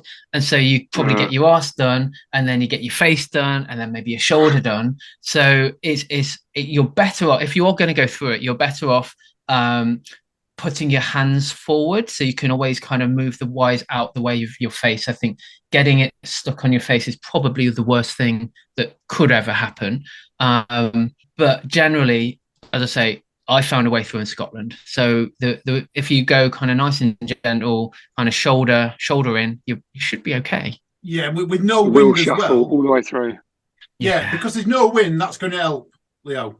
With minimal wind, the wires are not going to move. So going through one side first, and I'm actually doing this in the camera now. We should really put this on, shouldn't we? Thing. So as you're going through one shoulder first, and trying to keep yourself upright, straight, with no wind, there will be a path. It's about finding it. what's quite funny is again in Scotland, I took the lead, and I then had like 4 or 5 people just follow me through, like a bit like a conga line, because I could see the way through. So no, I would not suggest crawling, honestly, because it's when you get shocked without realizing, without knowing, and the surprise of being shocked is the worst thing. But if you're getting shocked as you know, kind of your shoulders there or your hands there, you kind of can realize what's going on. But it's when your bum is being shocked, or your kind of your calf is being shocked, that's the worst thing that can happen. Unless an idiot runs past you and swooshes all the side of your body. That's happened to me once. That was great. Oh, Don't say that now, because I'm going to be conscious of someone running past me. There's always one person that runs through. They barrel through, and it all parts the sea, and it gets everyone who's going through slowly. The way Will said it earlier on, when you know it's coming, sometimes it is a little bit easier. So I have actually ran through it twice, and literally barreled my way through it. The first time I did it, I'd never been shot by electricity, so I went flat on the face. The second time, it got me about 5 or 6 times, and it was but I did get through it. The best advice comes from Will Hicks of Will's Toughest Podcast. Just know you're going to get shocked. Just know you're going to get shocked as you're going through, and therefore nothing is a surprise. And you just go as fast or as slow as you want. And he's absolutely right. Don't try not to get shocked. You're just going to get shocked. Yeah. Let's open it up before we go through a few general rules, Will. Let's open it up. Leo, Debbie, have you got any questions you want to ask us? Any burning questions? Or if we haven't answered them, that is. Gonna go first, Leo? no, you go ahead. Ladies first. So mine, this is a selfish one for me, with it being a newbie and knowing what I know. Is it really hard to be disqualified? That is my worry. I am worried that I won't be able to do something and I will get forced out of the race. That is my main concern for me. And I think speaking to a few other people, that's what they're worried about. Looking at the rules, looking at what you need to do. Sometimes you think in that moment, depending on what's going on with your race, how is that going to work? I'm going to go with this one first, Will, because this is the first time that British obstacle sports have been involved, and they are going to have technical officials on the 6 penalty obstacles. So going from the way British obstacle sports run their technical official program, you won't go wrong. Follow the instructions, on the 6 ones that have got penalties, and you won't get DQ'd. Just follow their instructions. When it comes to the obstacles, you know what to do. You've been there before. You get the help. There's no, you just got to complete them. And as long as you're completing them and giving your best shot, I don't see anyone DQing you. Tough Mudder are not in the process of DQing people. Now, maybe if you were a contender for a podium and you're going to clearly cut the course, then that's a whole different matter. Mm-hmm. But you're not. When it comes to the obstacles, give it your best shot. The 6 penalty obstacles are going to have technical officials on, as far as I'm aware, and they are there to help you. I've spoken to, so some people know I put a race on. It's a race that shan't be named, and I'm not going to name it on this podcast.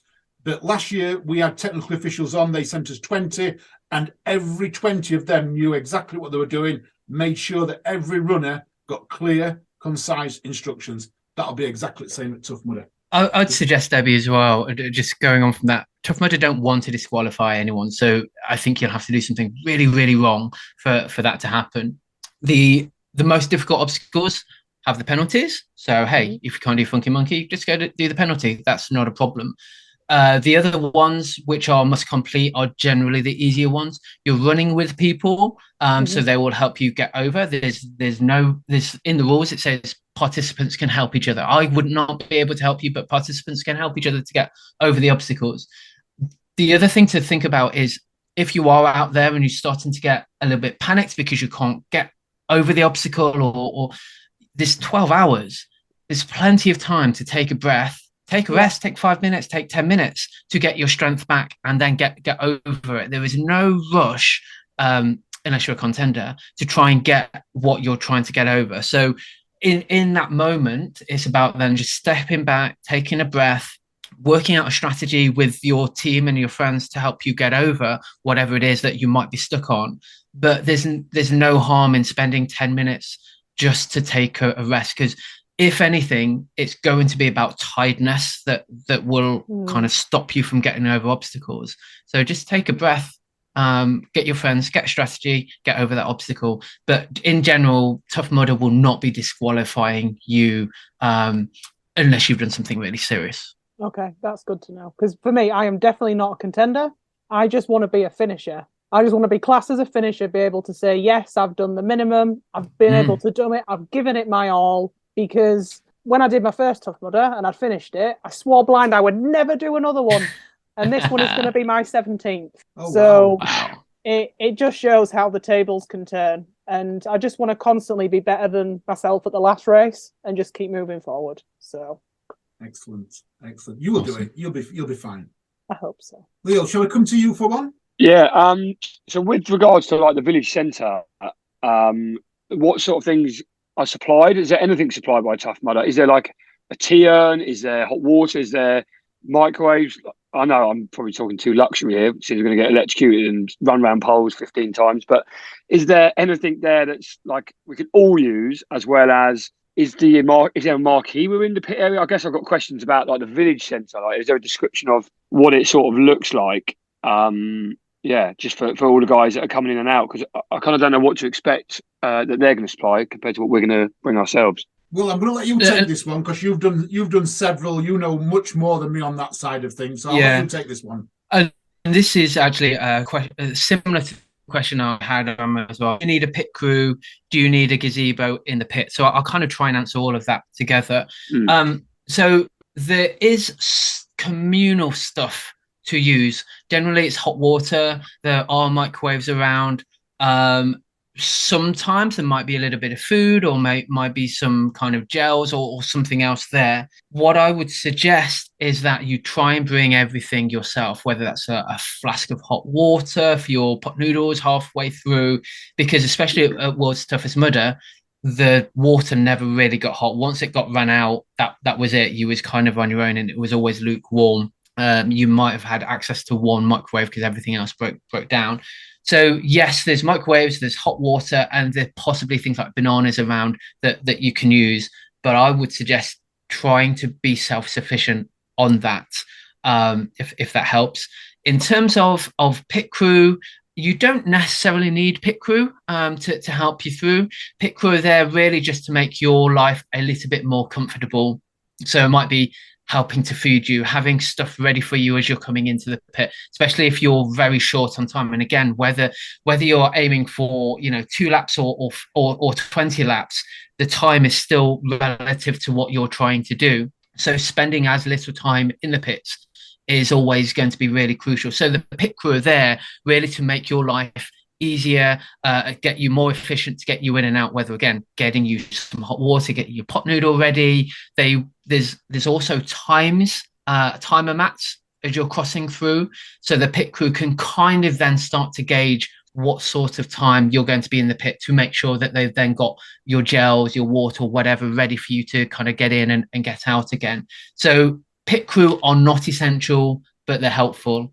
Gazebo, I think, Alan, you can probably talk a little bit about maybe support that you've got, but there is no communal tent for people to use to change and to kind of go in and out. So if you have a tent, a large tent, bring it. A gazebo is ideal.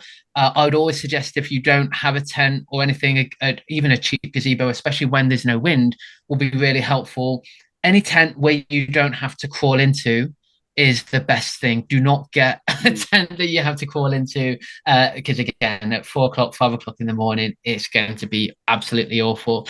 Within that tent, maybe a chair, possibly, and a table to have all your stuff set out is always really helpful, whether you have pit crew there or not. But if you've got it all set out and laid out before the race is starting, then it's very easy for you to grab stuff. So yes, there's communal hot water, the microwaves there. Generally, I would be self-sufficient and probably have your own flask to use that. Gazebo, bring your own again. And then if you've got pit crew, there's the race centre where they can kind of see you crossing particular timing mats to then have an idea when you're coming into the pit. So they've got things ready for you. And I'll just back everything. Go on.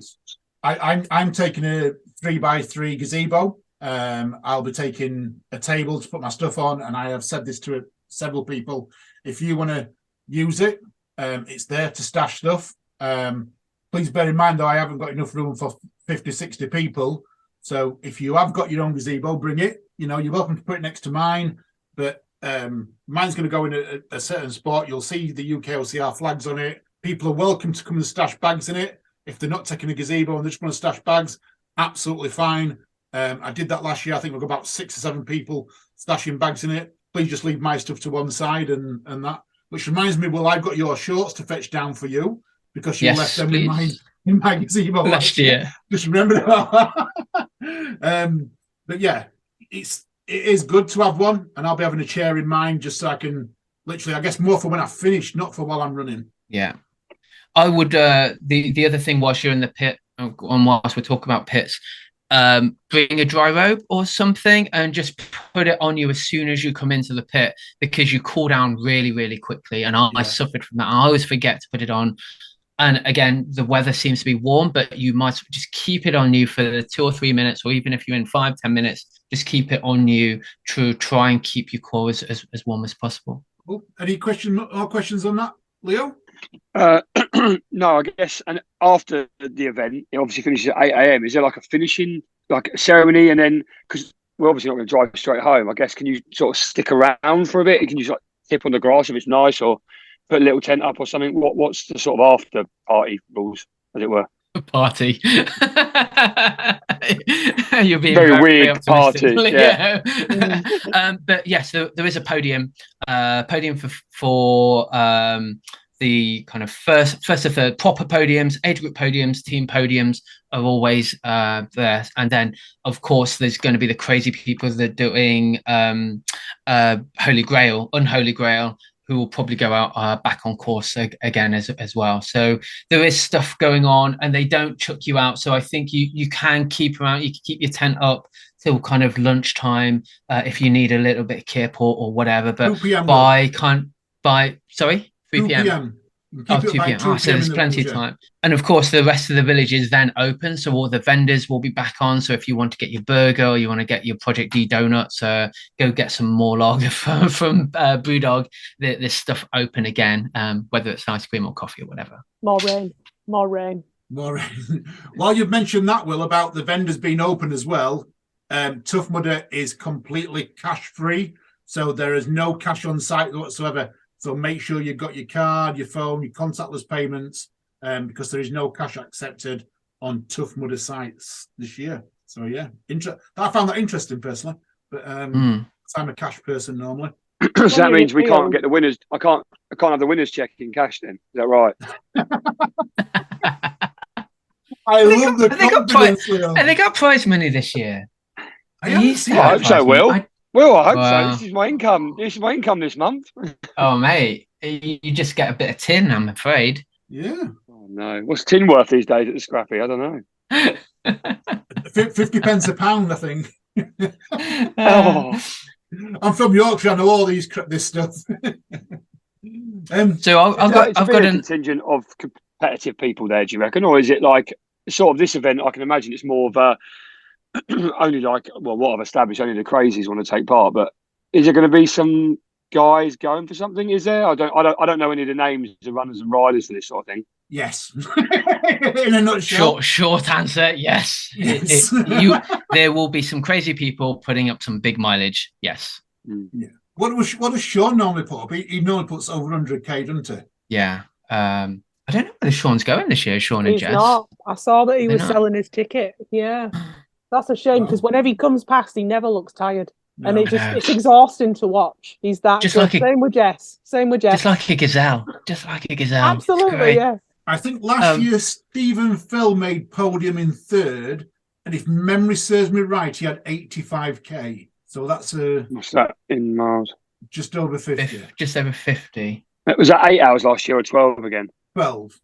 I'm just looking. I'm just trying to find last year's results. How long is each lap? Is it 10k? Yep, each lap is 10, or it's supposed to be 10k. However, I guess we wait and see when we've run one.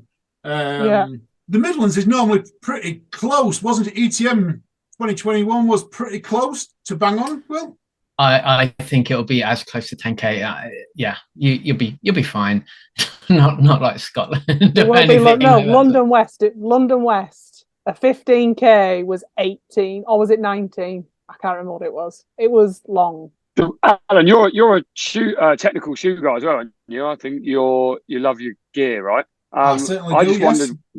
I just wondered what sort of, because it's not so much like a technical terrain shoe where you're going to be short and fast and need to have grip, you're the grippy to trail shoes. Are people wearing long like ultra shoes with a little bit of grip, sort of trail ultra shoes? Because you want to be comfort over this time and distance. I will saying yes or no, I don't know.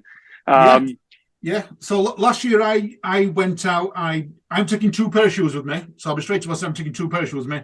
I'm taking the same pair I did last year. I took some XTRMs, some VG XTRMs, which have got the really aggressive grip, and I'm taking them just purely in case it rains. I'm also gonna run, and this is my main running shoes. They'll be Innovate 270s, G270s. Find them super lightweight. They're a trail shoe. The only place I will probably struggle with is in Mud Mile. But if, as Will mentioned earlier on, and I'm hoping it's going to be quite narrow trenches, I can hopefully leap the trenches. That's my plan. If I find that I'm struggling, then I'll put the XTRMs on. If it really rains, I'll put the XTRMs on. But I'm taking 2 pair of shoes, but my main ones will be the G270s. Minimal, not great grip on them. Some people I've seen them doing VJ Ultras. I just find that grip's just not good enough. And that's where I'm going with the XTRMs. Tell you what would be good shoes, but they don't have the cushioning, and that would be VJ Sparks, but they don't have the cushioning for ultra running. So otherwise, I would be definitely running in my Sparks. Maybe you should get some Aneta insoles. That is another option as well. It's a good point, Leo, because it's light trail. It's kind of it's not technical at all. There's going to be some grass running, but it's not rutted. It's not like a rude rampage. It's kind of nice. It's nice running. They do several events at Beaver Castle, and all the running events do very similar routes and very to this course. So it's not technical at all. And with the weather, it should make for really nice trail running.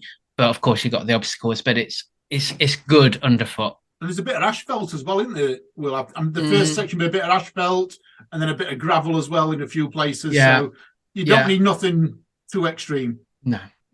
Kind of try. I'd get away with as little grip as possible, and as you've mentioned, as much comfort as possible. That's the way I would go.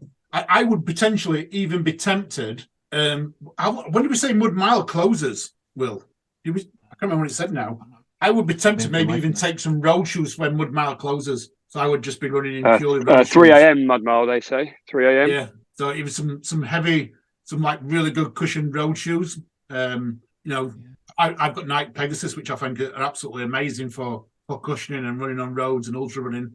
Maybe them such in the morning. I might be, you've even got me thinking now, maybe I might even take them just for the last 2 laps in the morning when there's no mud out there. Good idea, because they would actually work better up Everest as well, which actually finished at 3 o'clock. So you're probably moving into those sort of shoes might be the thing to do in 3 o'clock onwards. Yeah, interesting. Yeah, good thoughts there. Did you look at Will? Did you find out what last year's mileage was? I couldn't find it. That's cool. Sorry. Any more questions, guys? Debbie, any more? What item is an absolute must? I probably know what Will might say because everything he's told me I've already bought. But just to see if there's anything for someone new like us, what item is key and you will not be able to do it if you don't have it? Well, I think there's two answers there, isn't it, Alan? I think you've got the mandatory kit, and then everything else is optional, and then it's about how to make yourself comfortable. Alan, do you want to go through mandatory kit? Because you should know this. You should have it. Hey, all my bags are already packed. Everything's already done. Well, okay. I think there's only 2 things that are mandatory. Is that right? You've got your head torch and a flasher. Yeah, I think that's the only 2 things that are mandatory. Yeah. So you've got to have a flasher on the back. So I've actually packed 6 glow sticks. One of the things I did learn from last year with them is if you're taking glow sticks, take tie wraps. So don't trust the string that they come with. Take some tie wraps. you won't lose them then. I lost them quite early on last year. And I guess I was quite looking to, you touched on earlier about being DQ'd. I was like, I was frightened a little bit that maybe they might pull me and something like that. Luckily, I didn't. But I think I lost mine quite early on, lap 2, lap 3, something like that. Mine came off. So I've got tie wraps this year so that they won't come off. I think that's Leo, one of the key ones. what things are you bringing to make yourself a little bit more comfortable? Certainly some more clothes, because you guys just said the only thing you need is a flasher and a glow stick. It sounds a bit not going to cover much up with them 2 items, that's for sure. They go hand in hand, don't they? Really? You get a bib. Yeah, you get a bib, a nice bib. Comfort wise, it's just the whole warmth thing. Again, just goes back to that for me. What I'm just fearful of the cold setting in. It's always been a big fear of mine. Nothing really. Loads of food. I tend to eat a lot. The longer it goes, it's like a long grazing picnic for me. So anything over 40 miles, and I can consume some serious amount of sandwiches on the run and pizzas and stuff like that. So we're going to check out Domino's, I think the local one on the way up there, and we're just going to have a bit of a party tent going on, hopefully, for that. Is there music actually at the village? Is there anywhere we can go and cheer our spirits up? Is there an all-night DJ, anything like that? I don't think there's a DJ per se, but there's a bit of music going on, and there's a congregational area generally around the race centre and towards the finish line as people are, kind of coming and going. But I wouldn't quite necessarily say a party atmosphere unless you're in Alan's tent. No, Alan, you become some of my tent. Alan, you've got a big kit list. So kind of what are the highlights for your kit list? Because I've seen it. I think you're probably overpacking, but that's my own personal opinion. I probably am. I'm probably going to go a little bit scoutified, I guess, and preparing for everything. I think one of the big things that I learned from last year is I didn't take bug spray last year. So bug spray is a must. I found that, late at night, just that, we set off and literally you can be on that first lap and you can get bitten several times by what's out there, especially if we're going to go through Creek Crusade.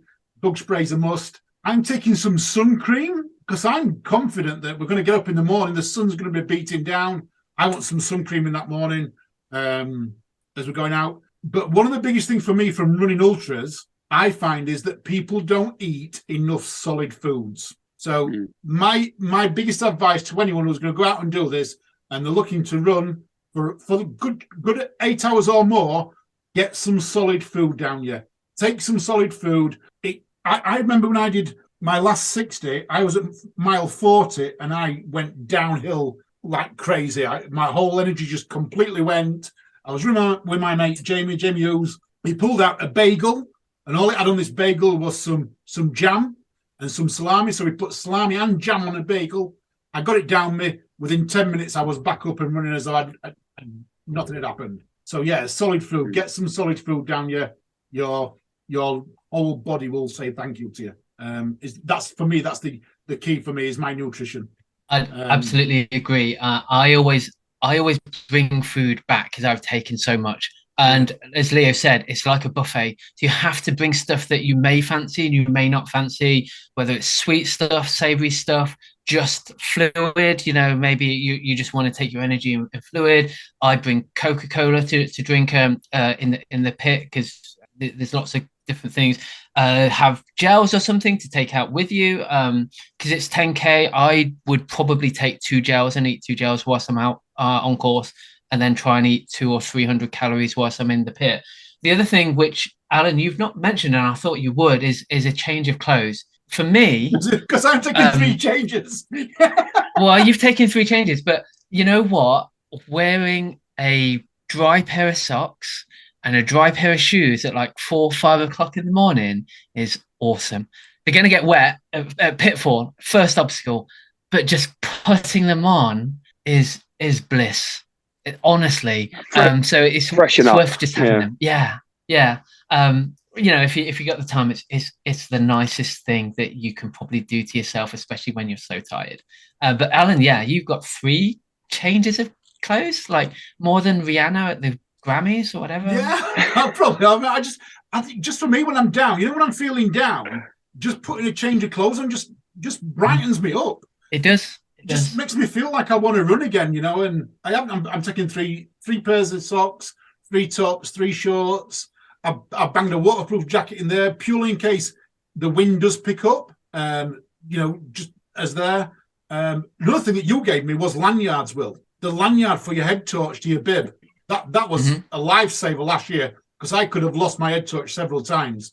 Attach some bungee cord for your head torch to your bib so that if it does pop off, it doesn't go floating away into the depths of the abyss of Creek Crusade or any other water obstacle, and you're spending time searching for it. What I'll do, Alan, I'll bring my special bungee rope as well because it's reflective. I bought it for last year's whatever was toughest mudder, so I've got like 20 feet of rope that I'll leave with you, and if anyone wants to take it, they can. But it's just entwined with some reflective material, so when you see it, when you got your head torch, and it looks really cool. Wow. I like that. It's just a nice so you've gone one step further, haven't you? You've gone from straight up bungee cord. Let's go reflective now. Always thinking, Will, you are always thinking. I like it. I like that. I bought these, with regards to loot, go on, Debbie. Sorry, I was just going to say one of the things I bought because this could be quite useful. I mean, doing infinities and tougher waves when they've done those in the past, rather than trying to faff about untying it. If you do want to change your clothes, I've bought some lovely little plastic clips. Apparently, that is a must from things I've heard from people. So I'm hoping that's a game changer. I've got them. I think it was on your list, Will, on your website that I read it on your blog. I've got them. Yeah. Well, is there just? I had a question from one of the guys, one of us. He's not. The two of them aren't keen swimmers. But there's not actually any swimming per se, is there? Or if you fail anything, you'll sort of be wading out. Yeah, there's nothing. Yeah. So in the you won't be swimming. In the rules, it does say you're supposed to be able to swim 25 meters, and I think that's just for them to do their health and safety. But there's only the two big water pits, which is Block Ness, 5 foot deep, and Funky Monkey, 5 foot deep. So unless they're really, really short, they should be okay. Even I'm okay going through those, and I'm short. Yeah. Have we got anything else? Well, have you got anything that anyone's asked you? Yeah, I've got a couple of questions. I've already asked one. Start with the water station because we talked about this just before we went on air. It does show on the map there's a water station. I think, is it around Obstacle 8, around Skidmark, Creek Crusade, that sort of area? Creek Crusade, I think, just before Creek Crusade. Now, generally, there isn't water on course. I can't remember whether there was any official water stop last year on ETM, but historically, there isn't any aid on course. So we're not sure whether that's a mistake or not. What do you reckon, Alan? I think there may well be, but I think it might be unmanned. So as I said to you off air before we came on, I remember it, that when we run on Sunday morning, that we ran past a water station. And I remember seeing in the middle of the night, the water butts out. Now, whether they were full in the middle of the night or not, I don't know. But I know they were out, the self-help ones. So maybe there might be an unmanned one. I don't know. I think with the heat, they need one. I think that, and I think historically it's been 5 miles rather than 10k, and I know it's only an extra mile, but I think that does make a difference not being able to get to water very quickly. So I don't think it's going to be a mistake, but of course you got the sprint lap. The first hour is a sprint lap, so you can see whether it's there or not at night for your first lap, because you probably won't necessarily need water on the first lap. I'm going self-sufficient. I will only be drinking my hydration that I take with me and nothing on course. No dodgy stomach. Have we got anything else out there, Will? I've got nothing else on my list. I've got another question, but I don't know whether Leo or Debbie has another question before we go on to the next one. I think we've covered all of mine. Pretty good. While we've been chatting. All right. Actually, I've got a couple. How do you deal with the cold, wet temperatures at night? I think we've kind of covered it. It's neoprene, and as much neoprene as you kind of can take. Depends whether you run hot, run cold.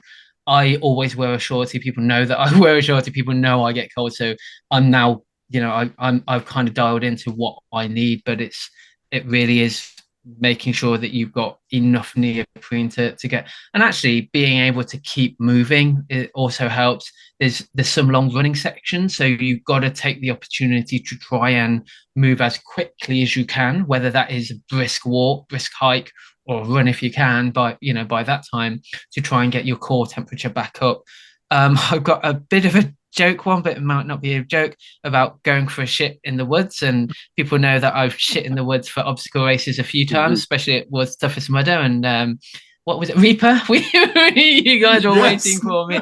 So just go find an isolated spot, bring your wetsuit down, and just do what you have to do. But just make sure you're in a very isolated area. Thanks for that question. I would say after any water obstacle as well, Will, because I don't want people going back in the water. So do it after Block Ness, please. Yeah. We've gone through the difference between Funky Monkey and Chunky Monkey. Tips for solo runners. Alan, do you want to go with this one, or do you want me to start off? I haven't done it solo. I can only go on what we've spoke to with people like Charlie and Sean and some of the experienced elite runners that have done it solo. And they they always go with the same thing, don't they? If there's help out there, take it and give it. You know, and vice versa. Yeah. But yeah, it's tough when you're solo. 12 hours is a long time to go solo. So it is about not having that ego of not accepting help. It's all about accepting help and giving help. As I mentioned before, John Alban, always there. Ryan Atkins and Lindsay Webster, we've always been there. And we've all seen Chris Rogowski helping people over Block Ness. So always be there to give help. I think the only obstacle that is difficult solo on course is Block Ness. But again, as I've mentioned, if you're tall, it's easier. Treat it like a wall, and you should be able to get over solo. However, if you have to wait for people, don't wait in the water. Just keep running around the pit until someone else comes along, and then work together to get through it. But I think generally the rest of the obstacles are manageable solo. I think. But yeah, I think the most important: give help, take help. Don't be a dick. Exactly. I think if you're running solo and you're fairly fast anyway, there's only going to be that first lap of obstacles that you're going to be actually solo, because you're going to have caught people up. You know, if you're an elite runner relatively fast, you're going to go out on that sprint lap. 10K, you're going to be running in a sub 45. That means that when you get back, you're going to be your first lap back. You should be doing in about an hour and 45 by the time you start lap 3. At that point, some people will have just finished their first 10K. So, you are going to be not on your own for very long. Would that be sensible, Will? I think so. It is only that kind of twilight time, isn't it? Like 3-4 o'clock. It might become a little bit more difficult.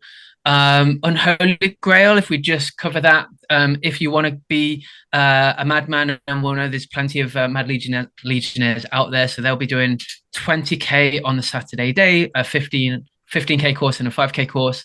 They're going to do at least 40, so that's 4 laps through the night, and then another 15 and a 5 at least on the Sunday morning to get your Unholy Grail swag. So good luck to those guys. Pit crew, pit area, we've talked. Oh, actually, do you know what time you can go sort your pit out? Is it from about 4 o'clock? I think generally you can go. So I read 2 o'clock on Saturday. Registration opens at 2 on Saturday. There will be a queue, so if you want to get there, don't go for 2 o'clock.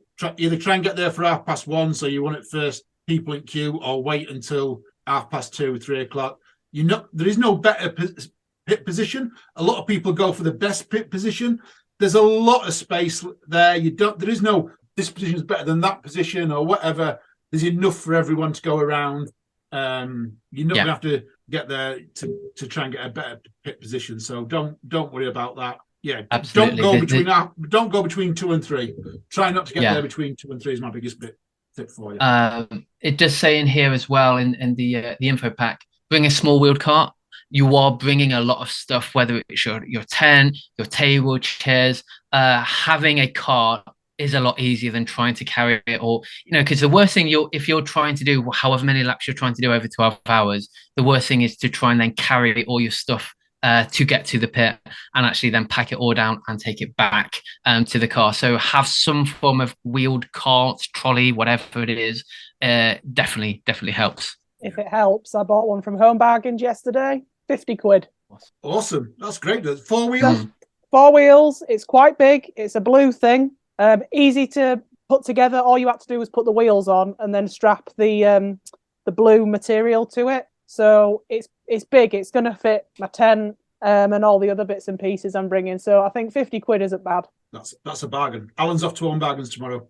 I love home bargains. Oh, yeah. Solar lights from there for my tent. I've got a windsock, you name it, so I can see it at night. I know where my tent's going to be. I like it. That is a good thing, actually, because even though the pit area, it's not too big, it's not small either, try and find a part where you can find. Don't think I'm going to plonk my tent right in the middle of everyone else's if you haven't got a windsock or something, because at 3 o'clock in the morning, it's quite easy to run past it. I try and find a corner somewhere, personally, either right on the track itself or somewhere a little bit out of the way where you're somewhere where you know where it's going to be. You're not going to get lost.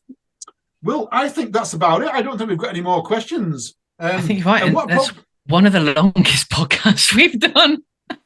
Sorry. I think it is the longest, but I think we've got enough information out there for everyone. I hope everyone's enjoyed listening to it.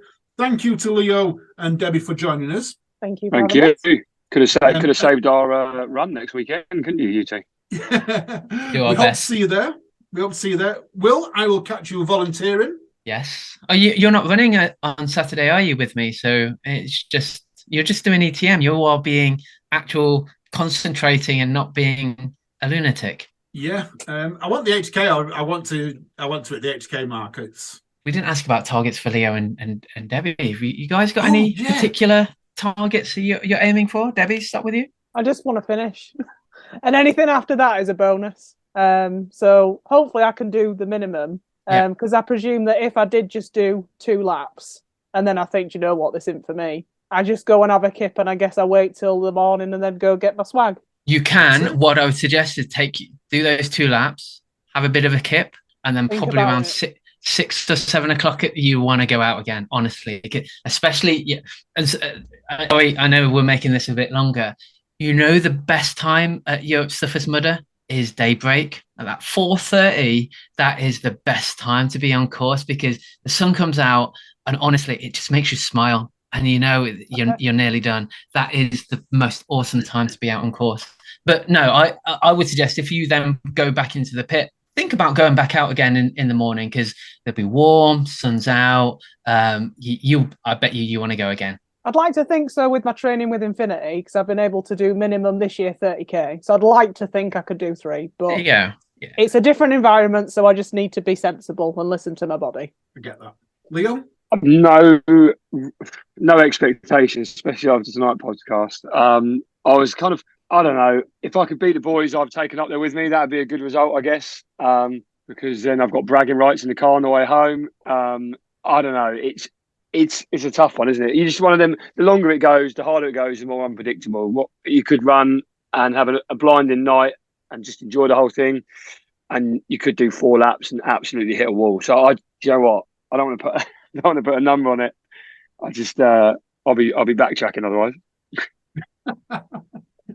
I just set the 8 to go. I know the 8 is target for me personally. I just think it's a stretch, but that's what I'm going to try and aim for. If I do, I'll be over the moon. If I don't, I will have given it my best shot. So that's it for me. I aim to be still awake at 1 o'clock to help carry on volunteering. So good luck to everyone. Every time I come past you, I'm going to wake you up. You can Thank you for joining us, guys and girls. It's been a pleasure, and everything else. You all take care. This goes out Monday for everyone who wants to know. So you'll be listening to this the day after we've actually recorded it. How quick a turnaround is this going to be, Will? Bloody hell. Bloody hell. So what about the patrons? Are the patrons getting it like in half an hour or something? Hopefully, yes. Thank you, everyone. Big thank you to listening to us. Don't forget you can catch UKOCR podcasts every Monday and Friday. Friday's the Swift Hour where me and Ian talk about everything that's happened this week or the weekend prior. If you're at ETM, come and say hi. You will be able to find me. I will have a nice gazebo somewhere with a UKOCR flag flying. So pop and say hi. If you like what we do on UKOCR, join our patrons. Links in the description. It helps us to get everything we do, all the podcasts out. gets people to races so we can film them and things like that, and gets all our content out. Or you can just help us out. Just hit us up, admin@ukocr.com. Let us know how you want to get involved. We're happy to do you can do race reviews, which we will publish for you. You can put on the podcast and chat to us if you want, if you've got a story to tell. In the meantime, thanks for listening. You all take care. You all stay safe. See you soon. Bye.